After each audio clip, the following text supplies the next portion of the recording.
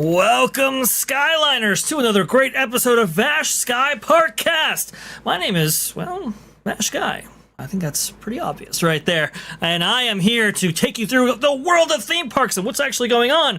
But first, we have to start out with a little bit of entertainment, because I think the entertainment world is so fascinating. And as you all know, it deals directly with theme parks because, well, that's how the flywheel works. That's also the big hottest trend right now in theme parks themselves, right? Adapt the movies and franchises that you see out there or that you interact with via gaming and so forth. Walk into your favorite worlds via these theme park experiences. We've seen it all before, but that's why you have to pay close attention to what's actually going on in the entertainment realm. If I could only speak. Well, there you go. We have so many great people out there in the chat right now. It is awesome. We have the Rogue Attraction. Thank you so much for coming on in. We have OG55. Thank you, good sir. Very much appreciate you. Coach O'Dragon right there. Juliet Modding Force. Thank you so much. OG Dutchy. Yes, we really did, dedicate that last show to you right there. And I really want to appreciate everything that you are doing and you out there are doing for this channel. My goodness gracious, we already hit 2,000 subscribers and we have hit that first level of monetization. Now, I was going to debut memberships today, actually.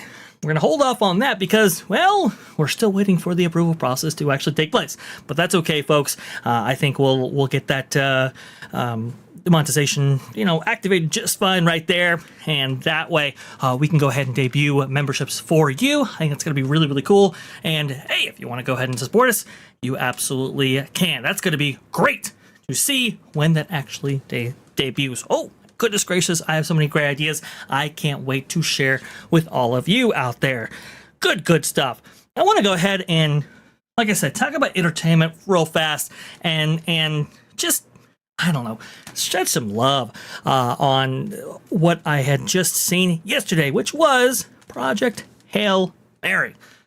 Good stuff right there. I've been hearing, all the press about this for, days and days and days of people saying, you got to see this movie, you got to check this out. This is some amazing stuff right here. What Phil Lord and Christopher Miller actually accomplished with this film is beyond compare.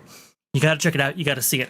And I will say, a lot of people took that advice, and it blew past expectations. I believe they were projecting anywhere between like $100 million for this thing. Ended up being $140 million. Just absolutely knocked the doors off the box office. And that good word of mouth is spreading and spreading fast, which is very, very good. But I had some takeaways from my experience with this film. And yes, this has to do with Disney and even theme parks. We'll get to that in just a moment. Let's go ahead and set this up right here. Just let the screaming for Project Hail Mary. You guys weren't joking. A few takeaways. One of the best OG movies I've seen in years. I understand it's based on the book. I get it. But hey, if it's not in visual medium yet, it's basically original. Incredible craftsmanship by Lord and Miller. Absolutely. Agreed. I can't give too much of the plot away. And thank you so much, bro, for the TPP raid. You're coming on in. Very much appreciate that. We're starting off a little bit with Project Hail Mary. And I'm starting off this way for a reason. So hang with me, folks. We'll get to the theme parks in just a moment right here. But coming out of this film, I was like, wow, Phil Lord, Christopher Miller, they didn't have much of anything to work with in this film, right? You basically have one lead actor for the entire length of the film. He has to captivate your attention for that amount of screen time right there. And, the only character that he really interacts with, well, let's just say he doesn't have a face. So what are you going to do? How are you going to bring this to life? They did an excellent job with basically nothing, right? Project Hail Mary, yeah, it's a book, but it's got no iconic characters, certainly from the Star Wars universe, and now you know where I'm going with this, right? Great performance by Ryan Gosling, obviously, definitely deserves an Oscar for this performance, and I would say more of what he's done in his career. But number 4, you can see right there, Kathleen Kennedy was never cut out to lead Lucasfilm. Whoa, wait a minute, taking pot shots at Kathleen Kennedy? What's going on there? Relax.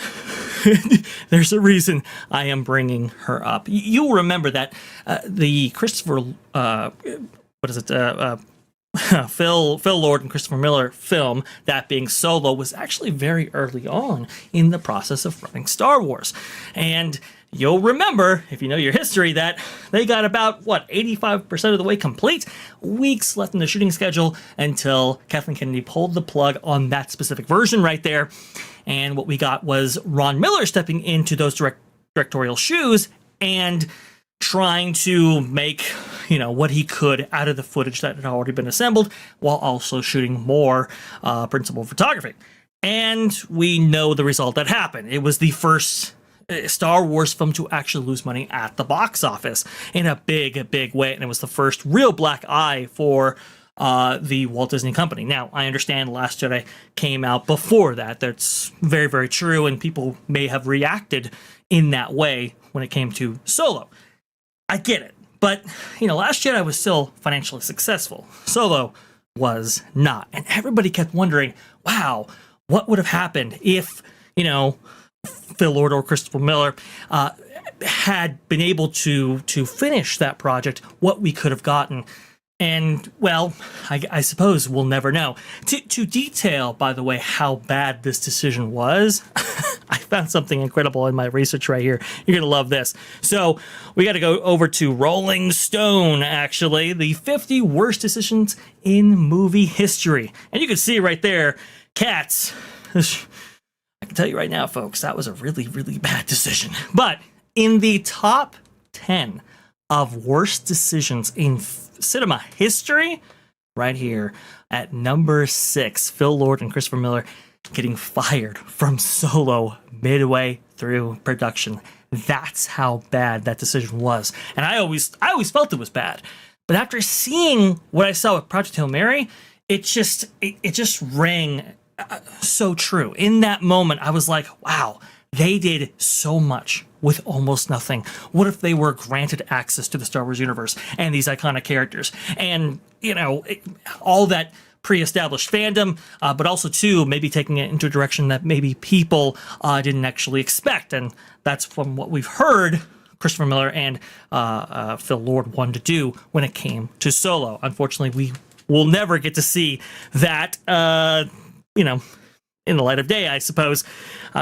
One can only hope that we'll get some, Snyder-esque cut. But alas, I don't think we're ever going to see that. Now, what does this have to do with theme parks? Well, Kathleen Kennedy wasn't only busy making costly decisions for the Star Wars universe in cinema. She was also making some decisions when it came to the theme parks. Yes, folks, we're bringing it home. This by Fandom Pulse that recently just came out. This is dated, let me just see here, March 24th, 2026. This is crazy. Here we go. Former Walt Disney World VP Dan Cockrell on who killed the Tatooine-themed Star Wars land. Quote, "We got a call one day," they said. Well, we got some news for you all. And to the Imagineering guys, they've heard this line many, many times during their careers. And I had never been through this, he said. They said, well, yesterday Bob Iger met with Kathleen Kennedy, who, as a lot of people may know, was sort of a George Lucas protege and headed up Lucasfilm. And they had a conversation. They had a meeting. And Kathleen Kennedy, her point of view was, there were way more Disney Star Wars stories ahead of us than behind us. So we really should think about, do we want to build Tatooine and build that all the 50-somethings remember Star Wars is? Or do we want to build something else which is going to appeal to all the upcoming generations who are going to know these new stories? And the day Tatooine was killed at the studios, and all of those concepts were put on a shelf, and I'm sure they're just sitting in a vault, and I'm sure they're going to be shown someday about what the land would have looked like and what attractions we were going to see. How disastrous was this decision, Fandom Pulse actually asks. So it all comes back home. Literally on the same day I was actually seeing Project Hail Mary, this comes out, and wow, I mean, what could have been? What could have we have seen from Solo? And it's kind of ironic because Solo interacts so closely, right, with Star Wars Galaxy's Edge. It's crazy. But what could we have gotten from that film, and what could we have gotten from Star Wars Galaxy's Edge? Now, a lot of people say, well, is Tatooine necessarily appropriate for the areas that it was going into? You know, you could definitely have those conversations, there's no question. But I ask this, would Tatooine be better than Star Wars Galaxy's Edge, right? Would it have worked better? Maybe it wouldn't have been the best thing we could have gotten. That's true. But wouldn't it have worked better? And that's the only question that really needs to be asked. And I think we all kind of know what the answer to that question is. Again, would I would have preferred to see that? Well, you know, in my opinion, I would have liked to have seen, multiple sections of the Star Wars universe.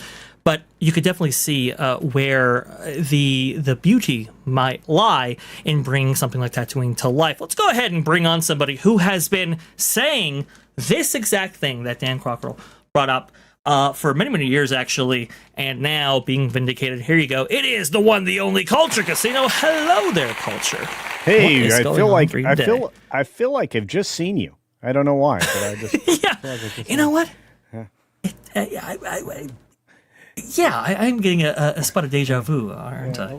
Yes, little bit. But this you're 100% right, and this is a great article from Fandom Pulse, and again they're again, all of this is true. This is exactly, we were expecting the original trilogy park. And that is not what the fans got. That was the original design intention. You can see it in the way it was going to be built. It also got shifted about 15 degrees the wrong direction, which eliminated an expansion space that would have added more room for something like Radiator Springs. And again, I have seen some of the stuff, not nearly the repository that's out there in the world of what we were originally going to get. And yeah, I think you're right. I think that, or whoever wrote that article is correct. We're going to eventually see what would have been coming out of the blue sky and into development at some point in time. And I think some of the remake, let's talk that. Some of the remake of the attractions right now may be hinting at, an entirely different direction for Black Rock Spire and so on and so forth. I mean, I think with Millennium Falcon, Smuggler's Run being updated and so forth, I think that will take that attraction more in line with the Star Wars we are familiar with. But it's quite interesting to hear Kathleen Kennedy say, we have more Star Wars fans ahead of us than behind us, and it's like, you might not have any Star Wars fans going forward here because unfortunately you didn't cultivate that fandom as it existed at the time. You basically shrugged them off and said we're going after this new generation with everything we are doing, and unfortunately that included Star Wars Galaxy's Edge. And we look at this land very differently than what we look at Cars Land, for example, Avatar, or even outside the Disney berm, when we look at Harry Potter and so forth, right? In terms of immersive experiences and immersive environments, it's not necessarily held in high regard when compared to its contemporaries, like Harry Potter and Super Nintendo World and all of that. And it's really, really sad because it could have been the best themed land that they had ever done. Unfortunately, looking ahead, not behind, and that wasn't the right approach, I think. Unfortunately. I don't think she understood the franchise model. She only understood it from a perspective of a behind-the-scenes producer. She didn't really get, what builds fandom. Fandom builds over time. It's not overnight. It's why sometimes a video game will be very popular for a period of time and then just absolutely vanish. People just stop playing it, right? World of Warcraft did that, if you want to talk in the gaming space, where it built up a fan base from somebody who was already playing those games from Blizzard. Whereas, Star Wars came out at a time where it separated its two initial trilogies by decade or more, 15 years. I don't even know I can't even remember how long it was, but the last film was 81, if I remember right, for Return. And then we got the beginning of a new one with Phantom Menace. And again, there's many years in between. Now, do you know where those fans came from for the next batch of films and why they earned so much money? It came from the cultivation of the fans, from the availability of the media, and from an understanding that at the heart of this is just the starting point. We're going to have action figures, we're going to have merchandise, we're going to have comic books, we're going to have literary department, we're going to have Lucas Arts games, we're going to have other elements to this that we're just continually going to build on. So she misunderstood it because of the success she had as a producer, because of her relationships, to get Jurassic Park and all these other things up and going, working with various successful directors. Go ahead. But that's the thing. She was chosen by those directors. You know, in old school Hollywood, producers chose a director and they married them to the screenplays. Right? That's how it used to work. Or married them. Or married them. Yeah, outright. Yeah, yes, that's very true. But as a producer, that is, you know, one of your main roles right there, but that's never really been Kathleen Kennedy's bag. She was always one that was like, okay, let me go ahead and facilitate a production as asked by Steven Spielberg or maybe even a George Lucas or whatever. And when she was put in that role of, hey, you got to lead a studio and you have to take these stories, ideas, these concepts, these screenplays, and then match them with directors, it just didn't work out. I believe, you know, doing research on Phil Lord and Christopher Miller and the whole thing that happened. Han Solo, yeah. By that time, which was what, 2017, I believe, 2018, somewhere around there, she was already up to, as Variety put it, like 4 major missteps when it came to producer duties, and that was all the way back then. Now we know it to be well over a dozen or so that we know of, and I'm sure there was a lot happening behind the scenes right there. She just was ill fit, and as we just went over on that Park Place before this show, you know, when Lucasfilm, which was literally, LucasArts, the very first decision that was made under the Disney umbrella when Lucasfilm was acquired right there, when that was shut down, that should have told all of us, hey, we're in for a rough ride. But I think her legacy and her decision making, I think, is easily, you know, you can look at what happened with Solo. And just extrapolate it out. I mean, it's just right there in a bite-sized morsel. Last thoughts there, Culture.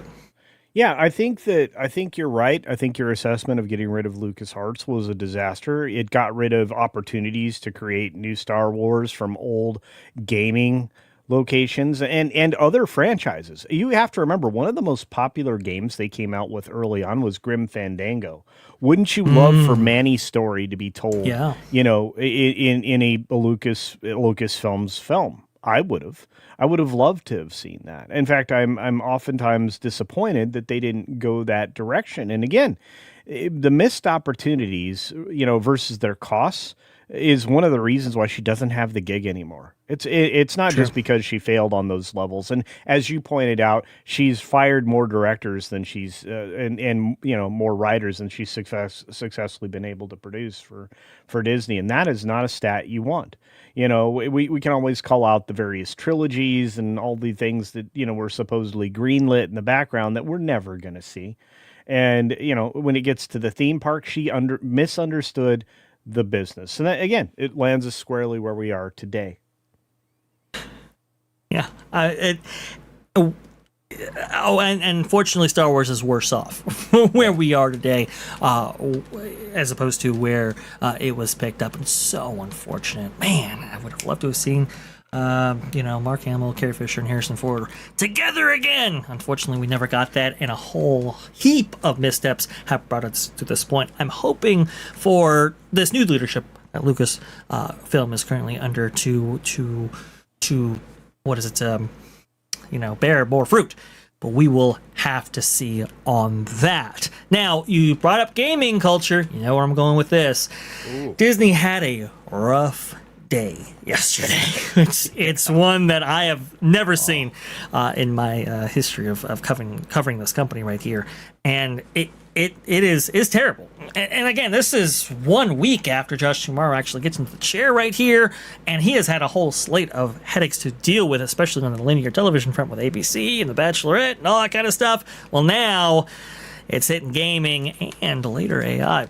Earlier, last morning there, you saw this. Key Disney partner Epic Games announces layoffs of more than 1,000 employees, $500 million in cost cutting. Now, again, you know, Disney, they made a $1.5 billion investment into Epic Games. I think they have 9% as it currently stands when it comes to an equity stake in this, you know, entity right here. And, you know, we heard Josh Tomorrow talk about it and say, oh, well, this is the future of the Walt Disney Company, and this is their digital footprint right here. It's so crucial to our strategy going forward. And one of the reasons why Josh Tomorrow was actually placed in the position that he is because of his affiliation with Epic Games via the Disney Experiences division, right? Because gaming used to sit there. Well, gaming was then transferred from Experiences to be a division under Dana Walden's control, which is very, very interesting.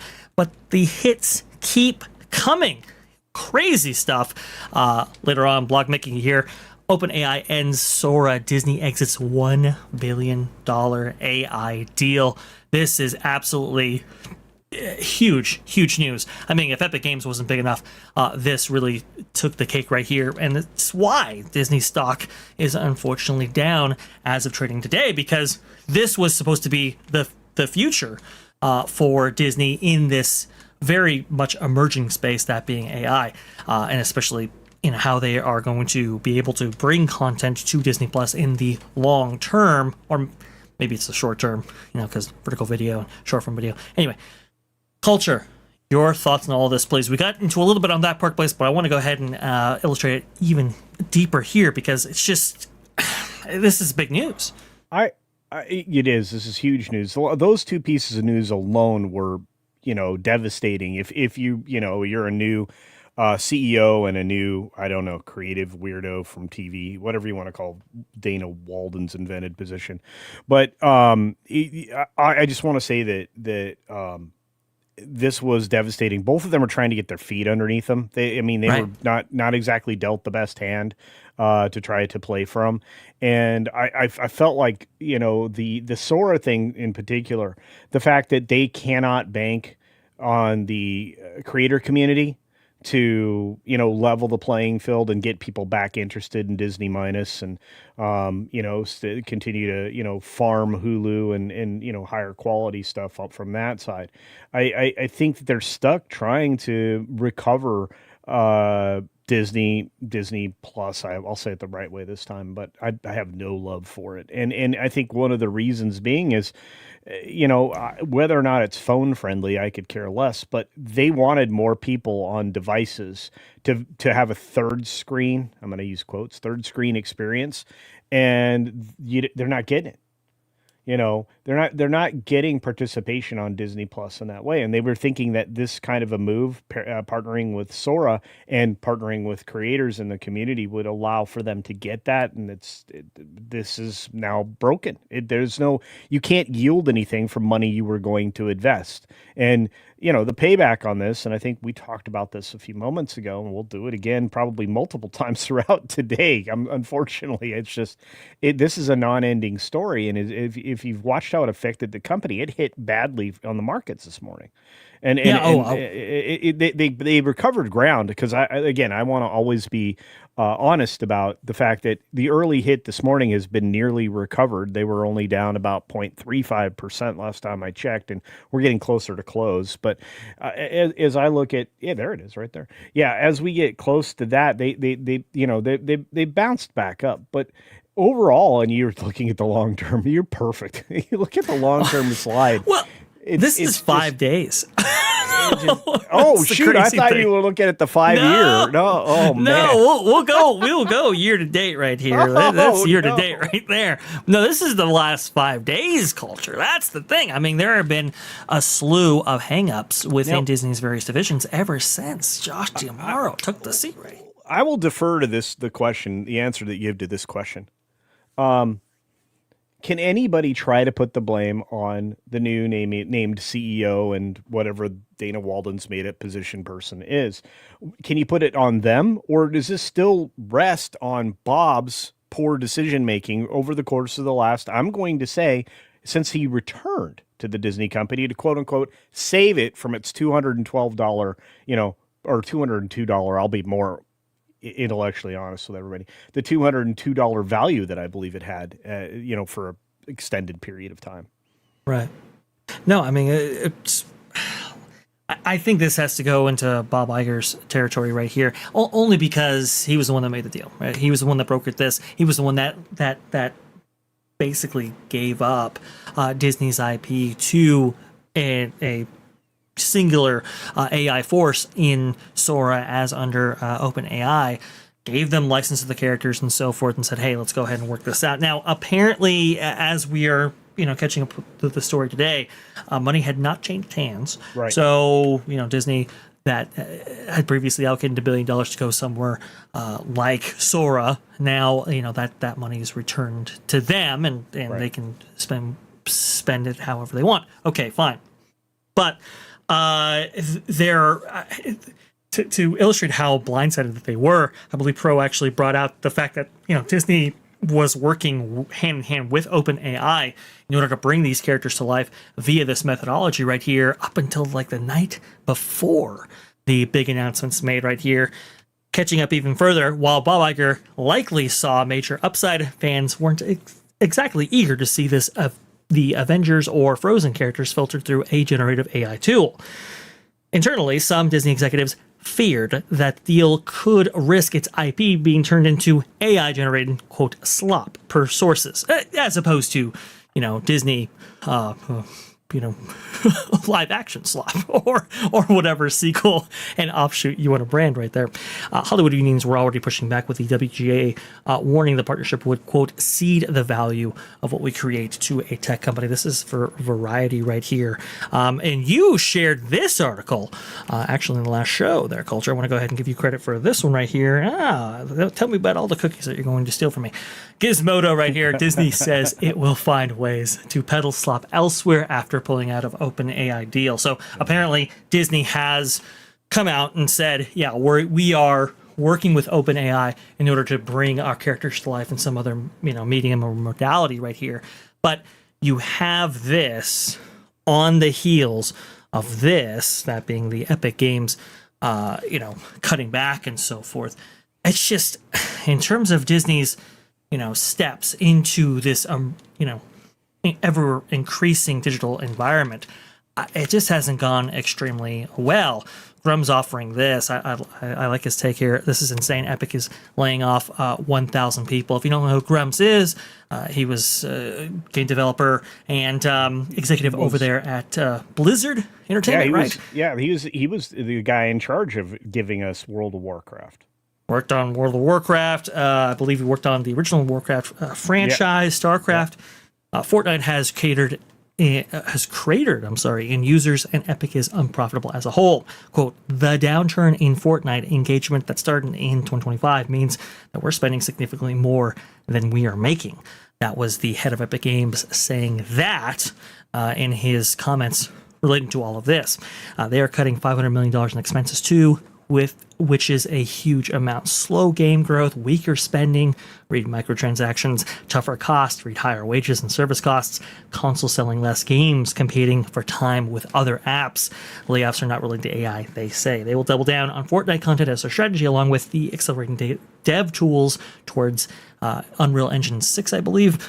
Employees will get 6 months severance and accelerated stock options. It's just, look, I'm sorry to start this off on such a dour note, but Disney had invested so much into these entities, $2.5 billion right here, and it was all the earnings calls, those investors on those phone calls could talk about, right? They were asking them all kinds of questions related to all of this. And Disney was hyping this up in such a way that, this was going to be the future for the entire company. And now it is just fallen out beneath them right here. Look, I think we called it at the time, Culture, that this kind of felt like smoke and mirrors, right? This kind of felt like Bob Iger, pulling that rabbit out of the hat and saying, hey, look at this. Don't look at the numbers. Look at this. Look at this. Look at our investments. And now it's been exposed to be the smoke and mirrors it always was, it would seem. Yeah, I mean, it gave them a chunk of Epic, which, again, since they shut down all their game studios going back to, 2016, 2017, they were out of the gaming space, completely. Their own interactive. I mean, the thing that made Infinity, I talked about this earlier, but the Disney Infinity was one of my favorite little toys because it came with things that you could actually buy and use, and there was value there. Yeah, they somehow got the flywheel to work really well in the gaming space. But even before that, when they brought in Star Wars, as we just were talking about before, they got rid of LucasArts and they got rid of the gaming division. So they've canceled 2 successful gaming divisions to go partner with somebody else and use a third party to produce things for them. But they do have some investment in this. I'm not even sure what I want to say 10% interest in it. And considering Tencent has about 28% interest in this, and 40% owned by the original guy, Tim Sweeney. That's kind of how the pie is sliced right now. And so when I look at that, I go, well, Disney isn't necessarily out. They just might not be able to develop things for a meta universe that doesn't exist anymore. And that was the whole push. Now, when we say smoke and mirrors, we're talking about the fact that all of these announcements don't come out of nowhere. They come out for investors' calls. And they also have very vague drawings of what will be actually created, which is the same thing with the Abu Dhabi location that is in pause mode right now because of the instability of the region. But I look at this, and I look at it, all of these things the same way. There's a lot of promise to development in the future, but there's nothing tangible, for people to hang their hat on. And I think that's been some of the missteps that were done in an effort to artificially pump things up, especially when times aren't necessarily spectacular. Yeah, I mean, obviously, with Disney taking an equity stake in Epic, this hasn't fallen apart in the same way that maybe Sora did, right? No. It's just a setback, let's say. But I would say a huge setback, and that's the thing. Even if Fortnite is able to continue, right? Even if they're able to get back the player count, get people excited about this video game franchise again. It's kind of like these video game franchises historically have always ebbed and flowed. You've always had peak highs when it comes to player count. They taper off and they roll off completely, or maybe slowly. People move on to other games, and now it's your yesterday's news as people chase the hot new thing. That's just kind of always how this gaming space has worked. And so them putting so many of their eggs in this specific basket right here, to me, didn't really make sense, just understanding how the video game industry works. But it's like, okay, whatever, this is what you want to do. Remember at D23 Expo, they had part of the panel streamed in Fortnite. I mean, that's how close this relationship here was and is, I suppose. It's just hearing what Josh Duhamel has said about this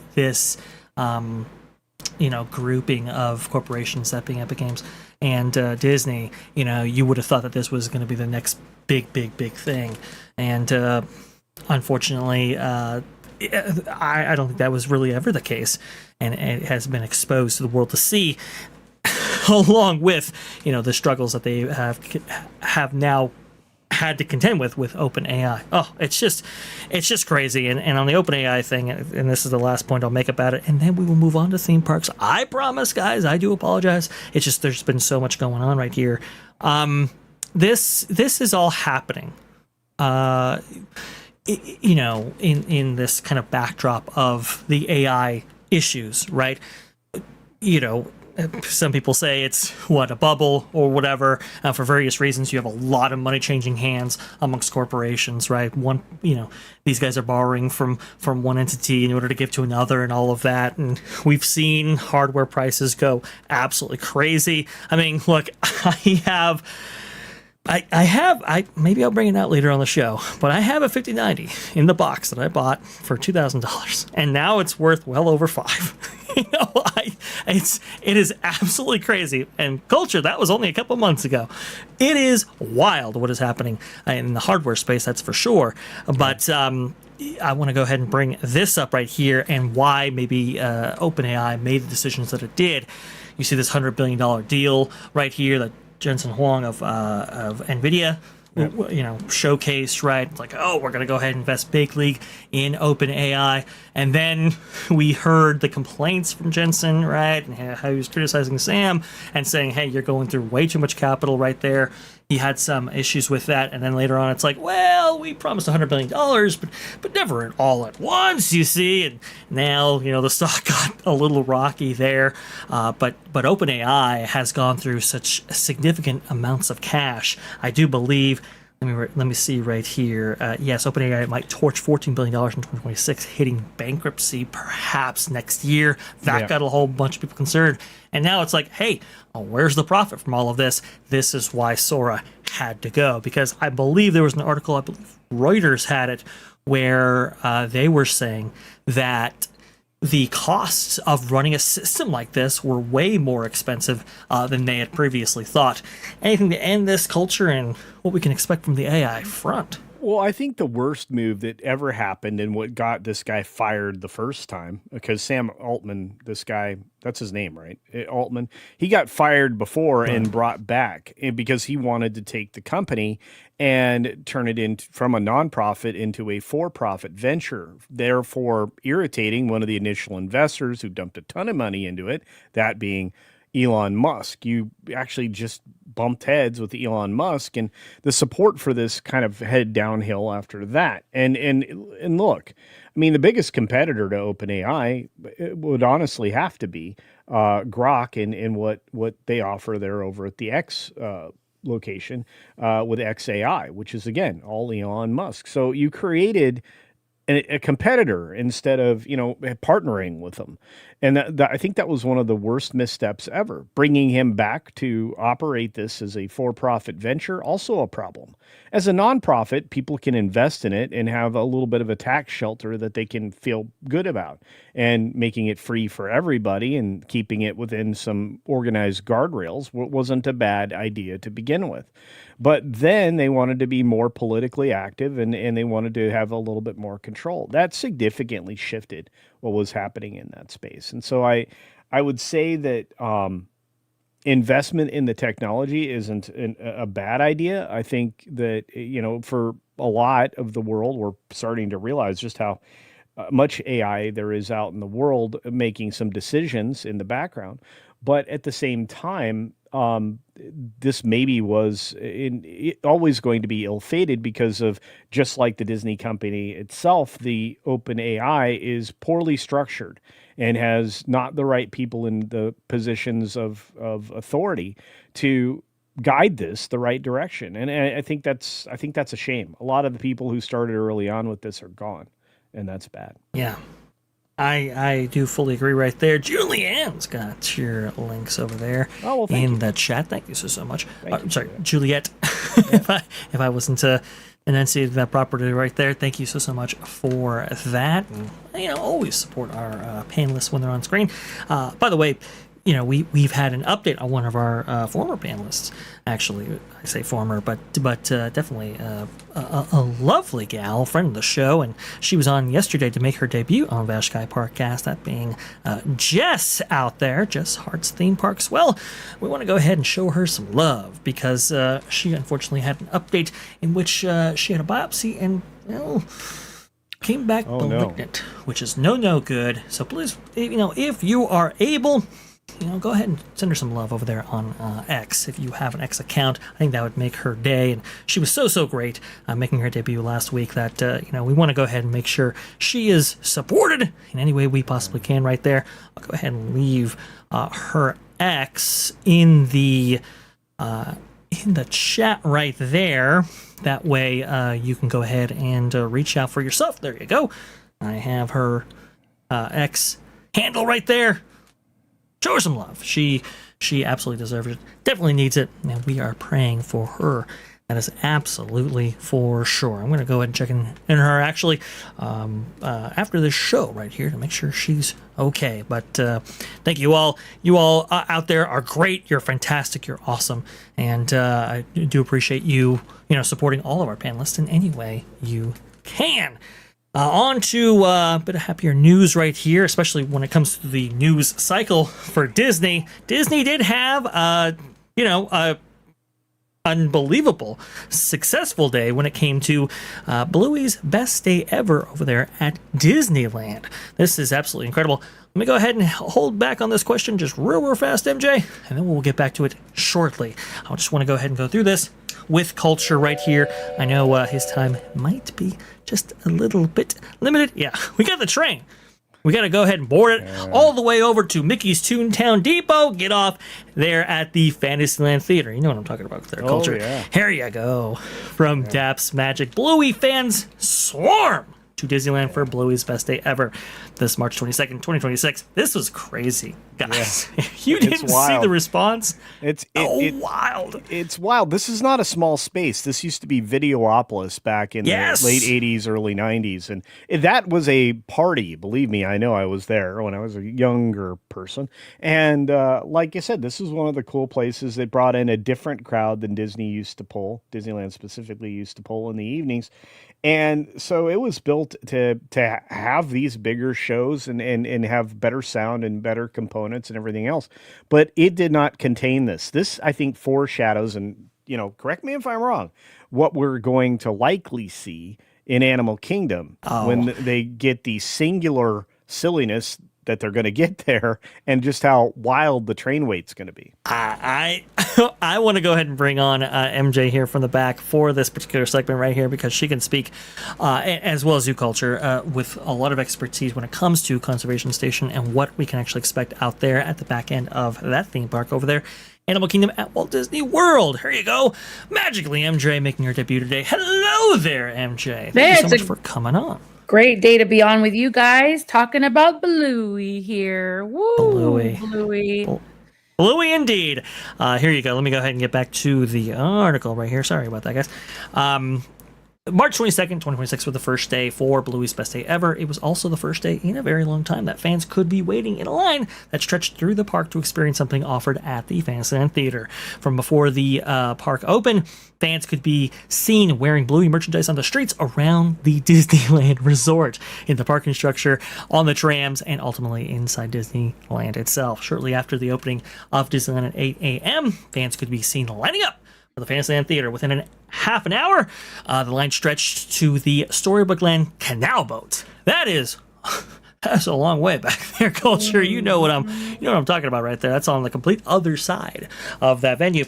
By 8:30 a.m., the line began to move as groups were moved forward and into the traditional queue area for the Fantasyland queue. As the line moved forward, however, it didn't get shorter. More and more fans continued to hop into the queue, hoping to experience the first day for Bluey's best day ever. You can see right here what that line actually looked like right there. This line, at a certain point, made all the way back to the hub right next to the castle. That is wild, crazy. I can't tell you how many people that had to be right there. And you got to think, that venue is it holds about 2,000 people. To give you an idea of just how many people actually they went through right there. You can see the show times showing 5 times a day. So that's roughly 10,000 people. Again, that's only, maybe, what is it? I want to say 20% of the park, if I'm not mistaken, that can actually see this show. So, yeah, I mean, I thought the Fantasyland Theater was way overkill. Apparently not. Not when it comes to Bluey. A lot of people also bring up the fact that, hey, we don't really have any other entertainment options at the Disneyland Resort. Hyperion's closed, right? Golden Horseshoe, I can't remember the time, but that really held something of substance right there. Cheetah Training Academy, right? Back in the day, that used to be a crowd pleaser multiple times a day. That's gone. Just all these things have just piled up, and, well, on the brink of getting a new entertainment offering on the scale of the Fantasyland Theater and Bluey. Well, that's where the recipe actually comes in to play. You can see right here from Five Fires, who was on the ground that day, the Blue experience at Disneyland is a straight messy show. Kids crying and parents angry that they can't get inside. It's a wild scene out here. You can see this is the line going from the Fantasyland Theater. This is kind of it's like the Small World Mall area is what they call it, and this was originally built for Light Magic back in the day as the bypass for that that parade-ish thing. Crazy stuff. Here you go, coming all the way back to the castle. As you can see right here from Mr. Daps, it is absolutely wild what we are seeing from this show. And I want to go ahead and ask you, here's the venue full right here for Bluey itself. Remember, 2,000 people there. I want to go ahead and ask you, Culture MJ, is this more about the lack of entertainment at the Disneyland Resort, or is it about the popularity of Bluey being the #1 show streaming today? What say you? I'll let Culture take this one because he actually visited this park more than I have. Yeah, I used to my home park. I think it's also Vash's. But look, I'm just going to say it. I'm going to say it this way. This is a combination of both elements, right? But it does, for the first of all, just to understand the scale and scope of the influence that Bluey's had. The last 2 years, it has streamed several billion minutes. I think it's 45 billion minutes on Disney minus in 2025 alone. So the accumulated viewership on this is probably nearly impossible to track, and it's held the #1 streaming series position for 2 years in a row, according to Nielsen.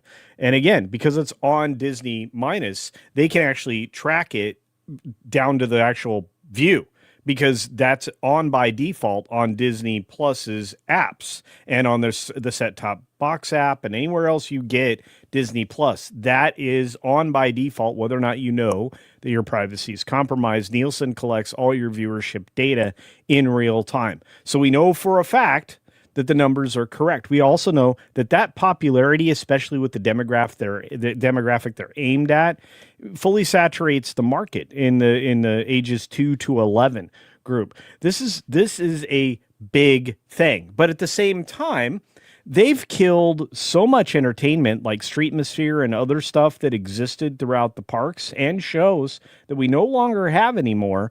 This is something people have been starved for, right? And as long as these opportunities stay true to what the show is, I don't think there's an end to this hype for a long time, which justifies the investment. I think Theme Park Wizard said it in the chat. This justifies the investment that they're making in the conservation station, which I know we're going to talk about in a minute. So let's go ahead and bring that in so we can bring in MJ to that discussion, because I really want to break your brain when it comes to this. DFB actually had an article all about this and how what Walt Disney World can learn from the Bluey fiasco in Disneyland. That's by Lauren Rittenberry over here. If there's one thing Disney fans know, is this: never underestimate the power of a wildly popular IP, especially when it comes to 2 Australian pups. And it goes on to detail the events at Disneyland, which we just saw there. Let me go ahead and just see if we can get to this point here. Over at Walt Disney World, things will look a bit different, but not necessarily easier. Bluey's Wild World is set to debut on May 26th at Conservation Station inside Rafiki's Planet Watch Animal Kingdom. Unlike Disneyland's theater-based show, this experience will be more of a free-flowing and interactive experience. Due to the exact setup, we are concerned guests will be able to meet Bluey and Bingo, participate in games inspired by the show, dance along, and even explore animal exhibits tied to Australia. It's a more immersive setup overall, and notably, it's being placed in a part of the park that doesn't typically see heavy foot traffic. That might sound like a good move on Disney's part, and in many ways it is, but it also introduces a major logistical twist. The only way to get there is via the Wildlife Express train. That single transportation point could be the biggest bottleneck of all. Okay, so I looked into this, MJ, and I'll go ahead and hand it over to you. I believe the capacity for the train is about 250 people. Okay, it has a ride length, including load unload, of 12 minutes. That means roughly 4 dispatches per hour, which puts it at about 1,000 people per hour that can actually get to Conservation Station. Do you think that throughput is enough to handle this kind of demand that we see on screen here? I don't. I kind of compare Bluey, because mind you, I have small kids, so I compare Bluey to Peppa Pig. Peppa Pig got so popular that they ended up opening up their own theme park here in Central Florida. That's a big hit. We were there for the grand opening. I truly think that Culture is right on. Children and families alike are we're hungry for good values, shows with good meanings, traditional values, if you will. And Bluey delivers that above and beyond. So that speaks for itself. The numbers that Culture gave are right on. That speaks for itself. And I did want to address someone in the chat. So Disney Plus is the only platform that's able to stream this license, if I'm not mistaken. You guys correct me if I'm wrong, but that's the reason why. I believe in North America, right, Culture? Yeah. Okay. So Disney Plus is the only one doing it. And because of that, they're seeing that the numbers are where they're at. And that's why they're bringing this to the parks and the cruise ships, mind you. So we got Disney World, Disneyland, the cruise ships. But going back to the train situation, that's going to be a nightmare. It's geared for, for small children. The audience is small children. I would say like under the age of 12, right? I don't think anyone over the age of 12, let's just face it, everyone enjoys Bluey, but think about a train packed with babies, infants, and crying, and it's hot. It's going to be a mess. I don't think that was the right location. I get the whole Australia, theming and putting the animals, bringing some animals from Australia to kind of make up for the pet, the petting zoo that they used to have, because that's what it was. I just don't think it's going to work with the train capacity and getting people on and off and in and out. This is just going to have to be revamped somehow. They're going to have to find another location as far as Disney World is concerned. Well, now, go ahead, please. No. That's just my theory, because we've been to Animal Kingdom so many times. I'm like, how is this going to work? Right. It's going to be very, very, very busy, very popular. Well, 21 Royale with Cheese actually brings up an interesting point. Could you have had a theatrical presentation very similar to what we actually see in the Fantasyland Theater, but brought out for maybe the Rivers of Light space, right, where Kite Tales was performed, and that way you have both. That way you can kind of offset one for the other. Would that might have worked? Please, Culture, MJ, your thoughts? Oh, that's beautiful. I think that's a brilliant idea. I think you put a floating stage in position out there, and that massive amount of space, that arena space, is perfect, because you can have families sitting together. Consider that originally that was designed for a very elaborate nighttime show. That's that kind of had lots of technical difficulties, I'll be kind. And after seeing it, unfortunately, it was just less than attention grabbing, I will say. And so I've seen it a couple of times before it eventually disappeared. But I'll say it this way. This would draw traffic day and night. So I truly believe that would have probably been like an amphitheater style forum, the best place to do it in the park. Here's the problem with Rafiki's Planet Watch area. That's part of their veterinary services. That's correct. Okay, so that's the building where all the vet care for all the animals is done. And therefore, you can't repurpose that space. The space that is dedicated to animal care, you can't do anything with.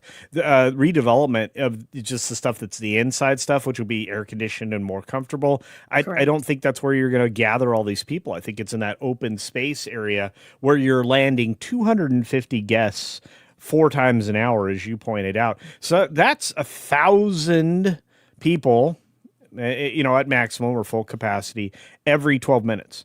And, I don't think, I think you're going to run into a capacity problem more than anything else. It's a good problem to have. Sorry. I'm just going to say it from a standpoint of park operations. There's obviously a struggle that you're going to have there, but at the same time, if you develop the right menu and the right opportunities to sell food and merchandise, this is huge. Okay. Yeah, right. But I really do believe they would have benefited from, setting up a gift shop, exit to the gift shop kind of a situation outside of the amphitheater area we were just talking about surrounding the river. So whoever had that idea in the chat, well done. That's good thinking. But, you're the next Imagineer. Seriously. Yeah. I have a question for both of you gentlemen. The animation experience that's currently in Rafiki's Planet Watch, that is going to be closed and relocated to Hollywood Studios for the Olaf presentation. Is that correct?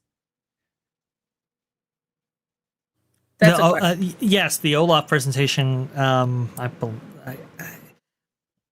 In Disney's Hollywood Studios, that would be the old Animation Academy. Is that correct? Where they're putting that Olaf experience there, and I believe they're getting rid of the animation experience entirely in Animal Kingdom in order to make way for Bluey. So we have, according to our sources, shout out to Ron Bradley because he was very onto this project and actually spoke with cast members about it.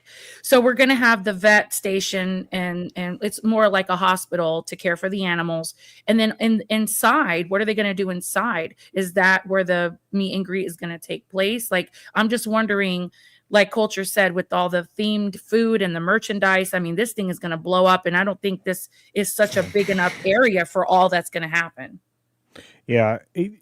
Yeah, no, I fully agree with it, and it's really interesting that you actually bring up merchandise because they did bring out a line of merch specifically for Bluey and the big debut over there at the Fantasyland Theater, and they had to impose restrictions I've never seen them impose before. Let me go ahead and get into that a little bit right here. This is from Theme Park IQ. I always wondered when Disneyland would add geo restrictions to mobile order. Today seems to be that day. Maybe this is a good thing. Resellers can't have friends and family place mobile orders for sippers and buckets and just, show up to pick up all the orders. So this was for souvenir sippers and so forth available at Troubadour Tavern, the eating location that is right next to the Fantasyland Theater.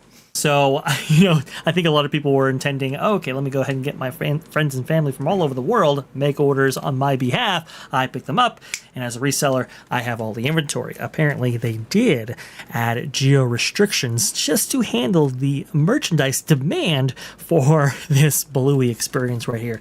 Absolutely crazy stuff. So, the issues related to merchandise and where people can actually buy things, like MJ and Culture have beautifully pointed out, where you can actually meet these characters in Animal Kingdom, all those things have to be addressed with park operations. And I agree with Culture. It's a better problem to have than not enough guests. Yeah. And here's the last thing I want to go ahead and point out. Disney currently doesn't actually have a franchise in their repertoire, I don't think, that can elicit this amount of demand. And so we just saw a crossover between Mickey Mouse and Bluey, right? And people thought, oh, that's a great deal, look at this, Mickey's getting involved. And it's like, understand, that's to make Mickey relevant, not the other way around, because so many people have really taken to Bluey as a character. And one of the ways that Mickey endures is to chase those trends like they're doing right there. Fascinating stuff, this whole thing. I'm blown away. I never thought it was going to be this popular, but an annual pass holder population, star for entertainment, and looking for a great IP, all those things combined creates the scenario that you saw right there on Sunday, opening day for Bluey's best day ever. Crazy. I need to ask you one more question because this I think you both will want to weigh in on. Sure. Do you think that popularity for this will fade away, or do you think that more investment should be made because it's going to be around a while? I think it's going to be around a while. Culture. I mean, this is beloved by all ages, man. I tell you, look at how I just can't stop comparing it to Peppa Pig. Peppa Pig World. I don't know if you guys ever been, but it's a thing.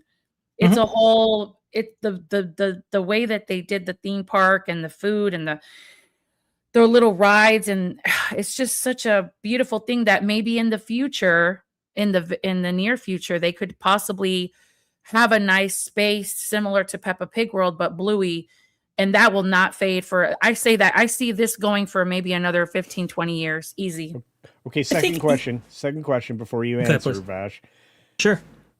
So they're going to have to limit guests in this space. It's because it's so small in comparison.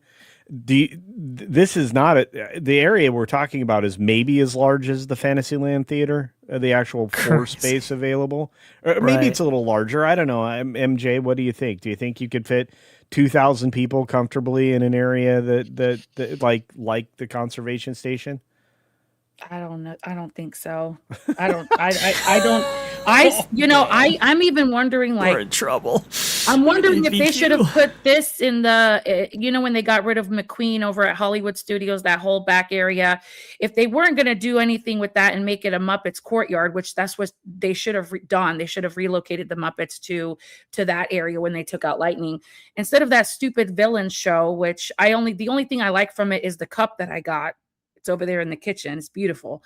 The show itself is awful. They should have put Bluey in that area. That would have been a great area to have Bluey, air conditioned show, like a meet and greet with I don't know. I'm just saying, because there's room and space for kiosks for the treats, the merchandise treats and all that. And then you could do like photo opportunities of like little, from the show, like the dad, places that they go to, you could do like little photo ops from the show, is what I'm saying. That would have been a good place to have this. I don't think Animal Kingdom was a good idea. I think you'll see future investments in Bluey, especially based on this. I fear that Disney might be taking the wrong lessons and feeling like, oh, it's Bluey that's really bringing out everybody, and to a certain extent it is. There's no question about that. However, live entertainment, that human connection, that item in which you can find relief from when it comes to the hustle and bustle of the crowds, Lightning Lane, all of that, I think is super, super important. We've just been so starved for it. That has to definitely be added into the conversation, as Jim Shaw points out right here. It says, Disneyland visitors want theater entertainment as the crowd to see Bluey proves. The Hyperion Theater should be opened with entertainment before summer arrives. I completely agree with this. No question about that. It would have definitely taken off a lot of the sting here that you see for the Fantasyland Theater right there. Go ahead, please. Theater entertainment's a people eater, right? So are the parades, 100%. everything else. I mean, you relocate human beings to enjoy, a purpose-made item. Parades relocate people. Fireworks relocate people. Shows relocate people. I remember back in the day when the Hollywood Studios Park had the Hunchback of Notre Dame show. They just built a little out of the beaten path little like area where that show was tremendous. It was one of the best things on property.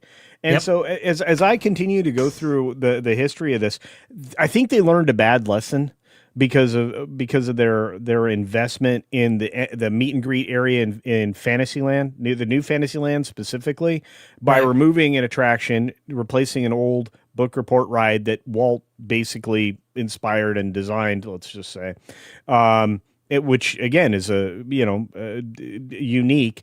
And like by pulling that out and pulling other elements out in that area, Mr. Toad, for example, and other things, I think that by and then replacing it with the Princess meet and greet, I think they misunderstood what people were looking for. In California, lines form on the street to get character meet and greet. They wanted to monetize it and put it in a building, and that didn't work out well because those numbers for those M&Gs are down at the Princess Fairy Tale Hall and places like that. I think they even drove away their boutique business, right? So sorry, I'm losing my voice. I've been talking for 4 days straight. That's all of us. It's that I feel like I'm not wrong here, and chat, feel free to weigh in because you guys have really had some great ideas. Please. But I feel like they learned the wrong lesson from the eventual failure of that space. They need to invest in entertainment. They just need to do it in a way that it's most accessible. And then again, you're going to move people to places that are either out of the way or, give the impression that the park's a little more empty. It's a little more freer. You're not standing in line like you seem to be if you're a fan of Pirates of the Caribbean or something similar. I like I said, I think there's a lot of opportunities that need to be addressed now and in the future, and it's an opportunity for Josh, and it's an opportunity for both of these theme parks, specifically in North America. I agree with you, Culture. And if I were Disney and if I were in charge of entertainment and content creation, if you will, I would be paying attention to the folks that are behind Bluey and who wrote that, who decided to write this show, put that script together, and hire people with that kind of resume. And maybe your company's numbers will go back up to where they should be, because it's obvious that this is what people are hungry for to watch. Everyone Absolutely. can sit down and enjoy this. And it actually, it's exciting, you know, because I told, you know, just I'm giving you examples of what I deal with on an everyday, whether it bothers you guys or not you on the panel. I mean, the audience, I always give examples because I am a mom, I have a family, and I have kids that are different age ranges. So whether or not my kid is jumping out up and down for joy, which she is, she's 7. She can't wait to go meet Bluey and Bingo. I'm dreading that day because it's going to be hot and we got to do the train and all that. But the point here I'm trying to make is I'm excited for Disney on this one. And then at the same time, I'm actually sad because it's got to be embarrassing knowing that we don't actually own this IP. We just have the rights to use it. And yet it's so popular and in demand. It's going on our ships. It's going in the parks. We had nothing to do with it. So they really need to go behind the scenes and hire people that wrote Bluey, people of that nature, just with that kind of just buy Ludo Studios, and for a change, There you don't go. remove the center. This is the problem Disney has when they buy up companies and IPs and all of that. Look, I'm all for, you know, going out and buying the things that are crazy popular. I get that. But don't change them. Don't infect them with whatever's going on with Disney culture right now, which makes it unappealing to 50% of the people in the United States. Whereas Disney used to be universally popular, especially, you know, with the family crowds. You cannot buy something and then promptly infect it with a culture that has been limiting creativity and direction for, I don't know, since 2013. I think 2013 is still going to be the definitive date. It was when the mistakes were made around the idea of the magic bands and everything else, and deviate from the purpose of your innovation. And from that point forward, every decision, doesn't matter at what level or in what sector, Disney allowed for an element of culture that was detrimental to what they represented as a brand to the vast majority of the world. Big problem. Michael Eisner said it best in a recent interview with Graham Bessinger, if I'm not mistaken, talking about how, you know, you really should have, if you're going to have mass market entertainment, especially, you know, if you are going to have big budgets attached to those, so important to appeal to so many different perspectives out there, right? You want to make you really want to have your a product appeal to so many out, you know, to the marketplace. MJ, do we have that question that you brought up before there? Oh, yeah. Is there any way you can find that? Sure. Yeah. Go ahead I and bring believe up we have hey. you go ahead and do that one. Yep. Disney fan 55 coming in here. We saw the Hunchback of Notre Dame show. It was probably the hottest day of the year, but it was a fantastic show.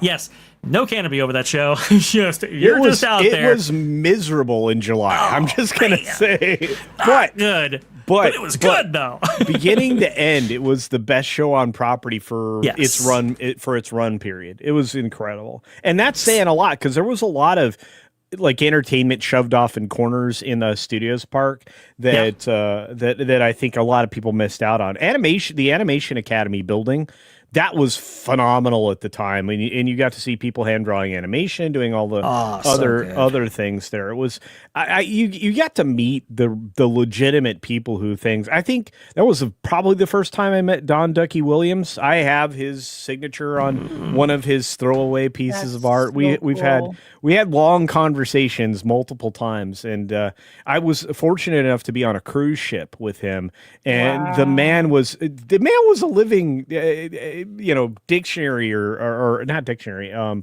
encyclopedia for Disney. It was insane.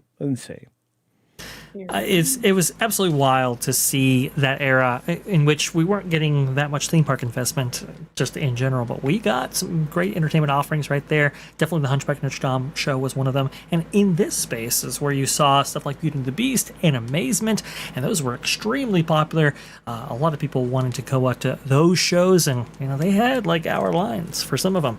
So definitely want to restore entertainment to its proper place at the Disneyland Resort and Walt Disney World. Don't worry, we haven't forgot about you. The Rogue Attraction, how much of this was content creators? Where the crowd's going to be once Bluey is old news? You see, that's the thing. So I think long term, this venue might be a little bit too big. Good for first day, but as the saying goes, you don't build a church for Easter Sunday. I think first day, good. Next day, maybe a couple of years from now, we might have to reevaluate its position in this venue. But go ahead, please. No, and that's the whole point I was making when I was talking about Princess Fairy Tale Hall and stuff like that. Like I said, they need to understand what that business is about. And Rogue Attraction's correct. I this is a good thing to evaluate. I mean, you're going to have first dayers no matter what with anything, whether it be a film, television show, all of that. Creators do take up a pretty decent percentage of the space when something opens the day it opens, because that's how they capitalize on the efforts of Disney or any of the other theme park companies. Same thing, with any programming.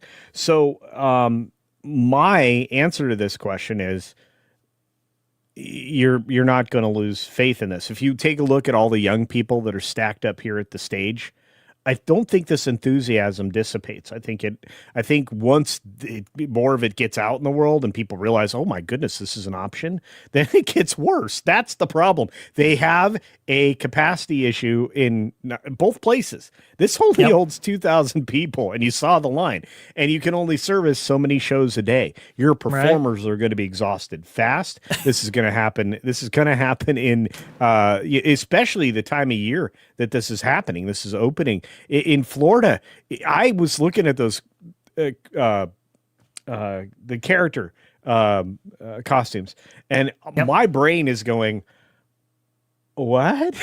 It's going to be hot. Imagine? It's going to be too hot." Well, no, I mean, they make these really cool air conditioning devices, and we can get into that design later. But especially for something that chunky, I think you have plenty of cooling options. But it's not going to be super crazy comfortable. Thank goodness they don't have like any of the things that they have to do, like talk. My goodness. And that's another good point you just brought up. What about when they have, how all character meet and greets, they have like a window. Oh, we'll be back in 20 minutes. What are you going to do for those 20 minutes? You're going to go look at the animals from Australia that you cannot touch? Unless they decide to do an interaction. Now here comes cynical business guy, again, retired. Okay, so I'm now not a bad guy anymore. But that's when you go and you shop heavy at the kiosks and the food locations. Again, original food here would sell like hotcakes, just like what's the butterbeer stuff that they have been marketing 3 Waves to Sunday that essentially paid for a park? It's very true. You're not lying. Yeah. So no, and again, cynical old school business guy. That's how I would approach this. But again, I'm a good guy now because I retired. So don't come at me. I love this, by the way. You made a very valid point. I still think that they need to have, if it's not a petting zoo, have a sloth or a capybara interaction. I don't know, some kind of that's the one-on-one thing. That's the other beauty of it in Florida, is that you can definitely do that because again, the veterinary services building is there. So you could have somebody, from staff, maybe even an animal tech that, specializes in the particular species. They can bring them out and do that. Capybara would be a great animal because most people are like, that is the biggest rat I've ever seen. That's a very good point right there. Yeah, wallabies, you could certainly introduce people. Wallaby, you could certainly introduce people to things they would not normally see because they missed the mark at Animal Kingdom to expand and give us Australia. I'm still angry about that. I agree with you 100%. Yes. You brought up before butterbeer and so forth, and brought up things that people haven't seen before. Certainly, that seems to be blue milk, as this theme park IQ post rings out here. No closed signs anywhere on milk stand, but it's closed and no one's here.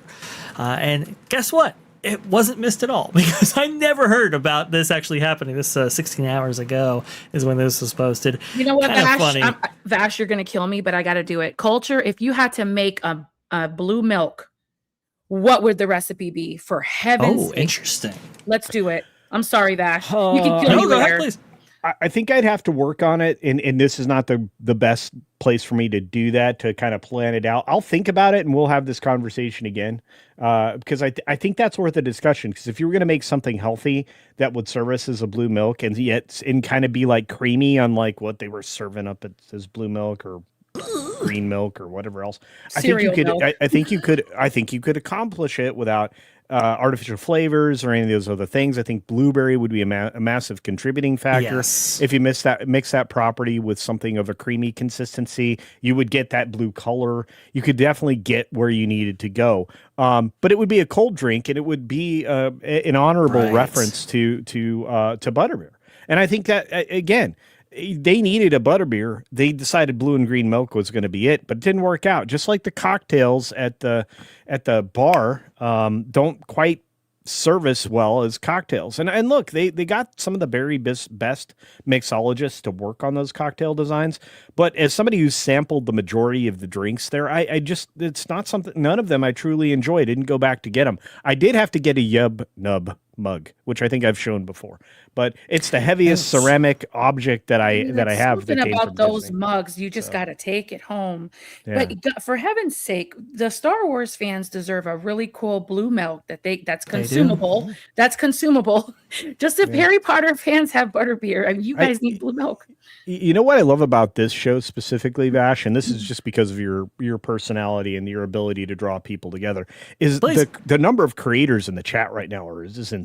I'm like, oh man! Did you see the Horchata one? That's amazing. Theme Park Wizard. I mean, we got people out there at Theme Park Casual. I mean, obviously Disney Fan 55, who is here for massive support. Really appreciate it. Space Dave's out there. I mean, I just keep going through everybody. I'm like, look at all these people. The Starliners are amazing. I'm telling you. Great. You guys are great. Holy cow. Yeah. And they're very creative. I'm reading the comments. I'm like, they're coming up with their own blue milk. Yeah. Absolutely. Oh no, yeah, indeed. Like I said, it would be a blueberry drink, and I think I could make it so that there wasn't anything artificial in it. There would be no added sugar. You wouldn't have to do any of that.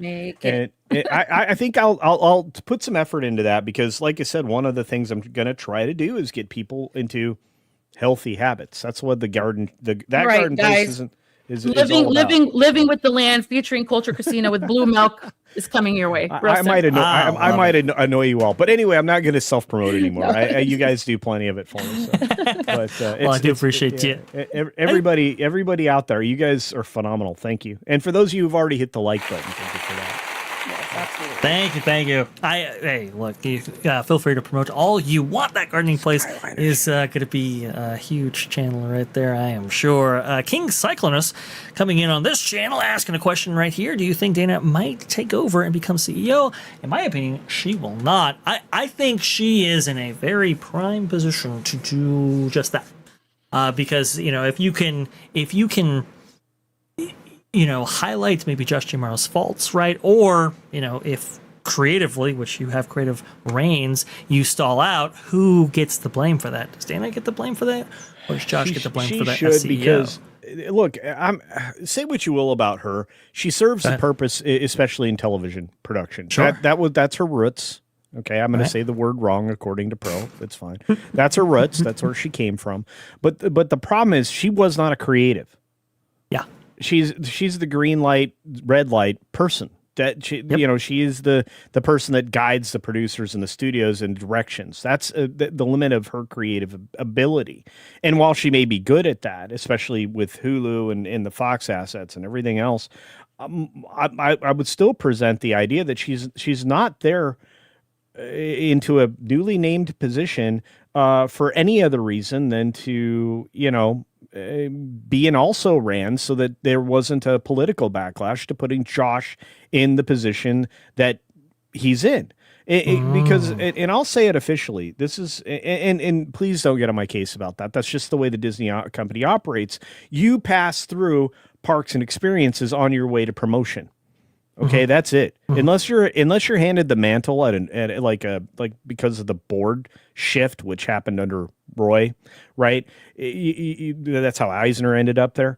But but you work your way through the company. And while Iger didn't necessarily spend his time there, he spent his time enough in development on his way up through capital cities and eventually through the Disney company that it allowed for him to take his knowledge of what worked in television and move it into, everything else. And he could lead the company.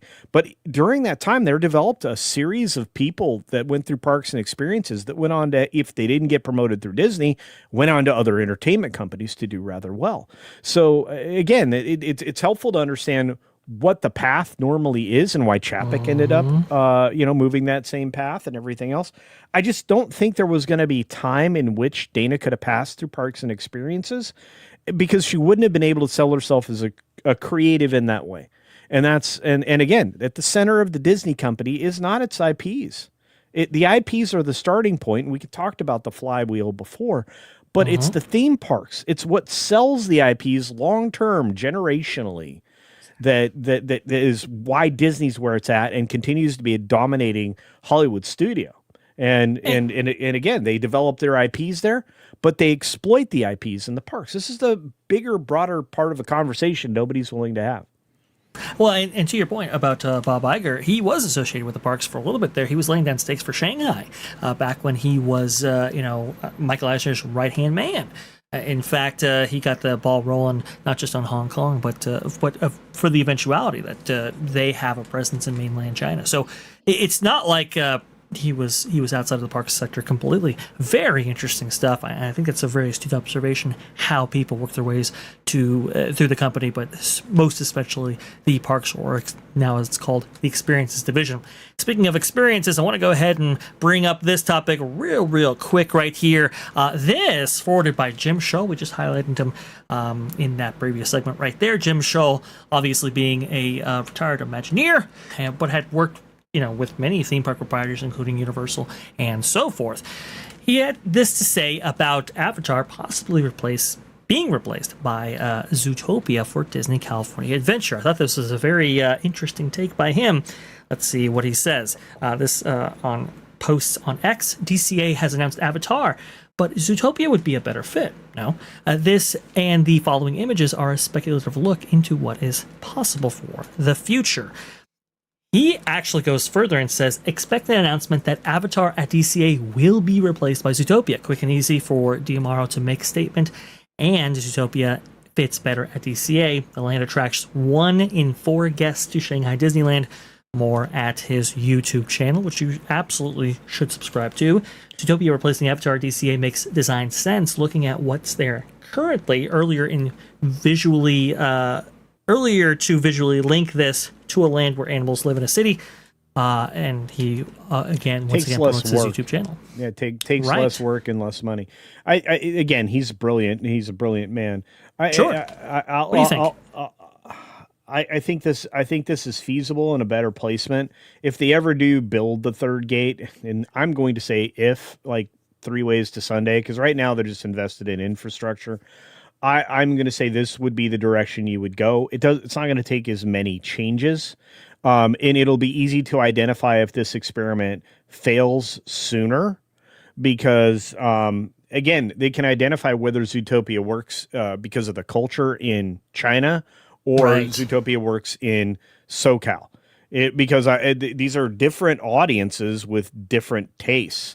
It's the same problem that a lot of times people struggle with. It's like, would this make a good theme park attraction? And for example, this is an excellent area with Avatar if you've been to this park, but this failed. This failed in a couple of ways. Not that it's a failure. It's the Flight of Passage is one of the most remarkable attractions you can go on.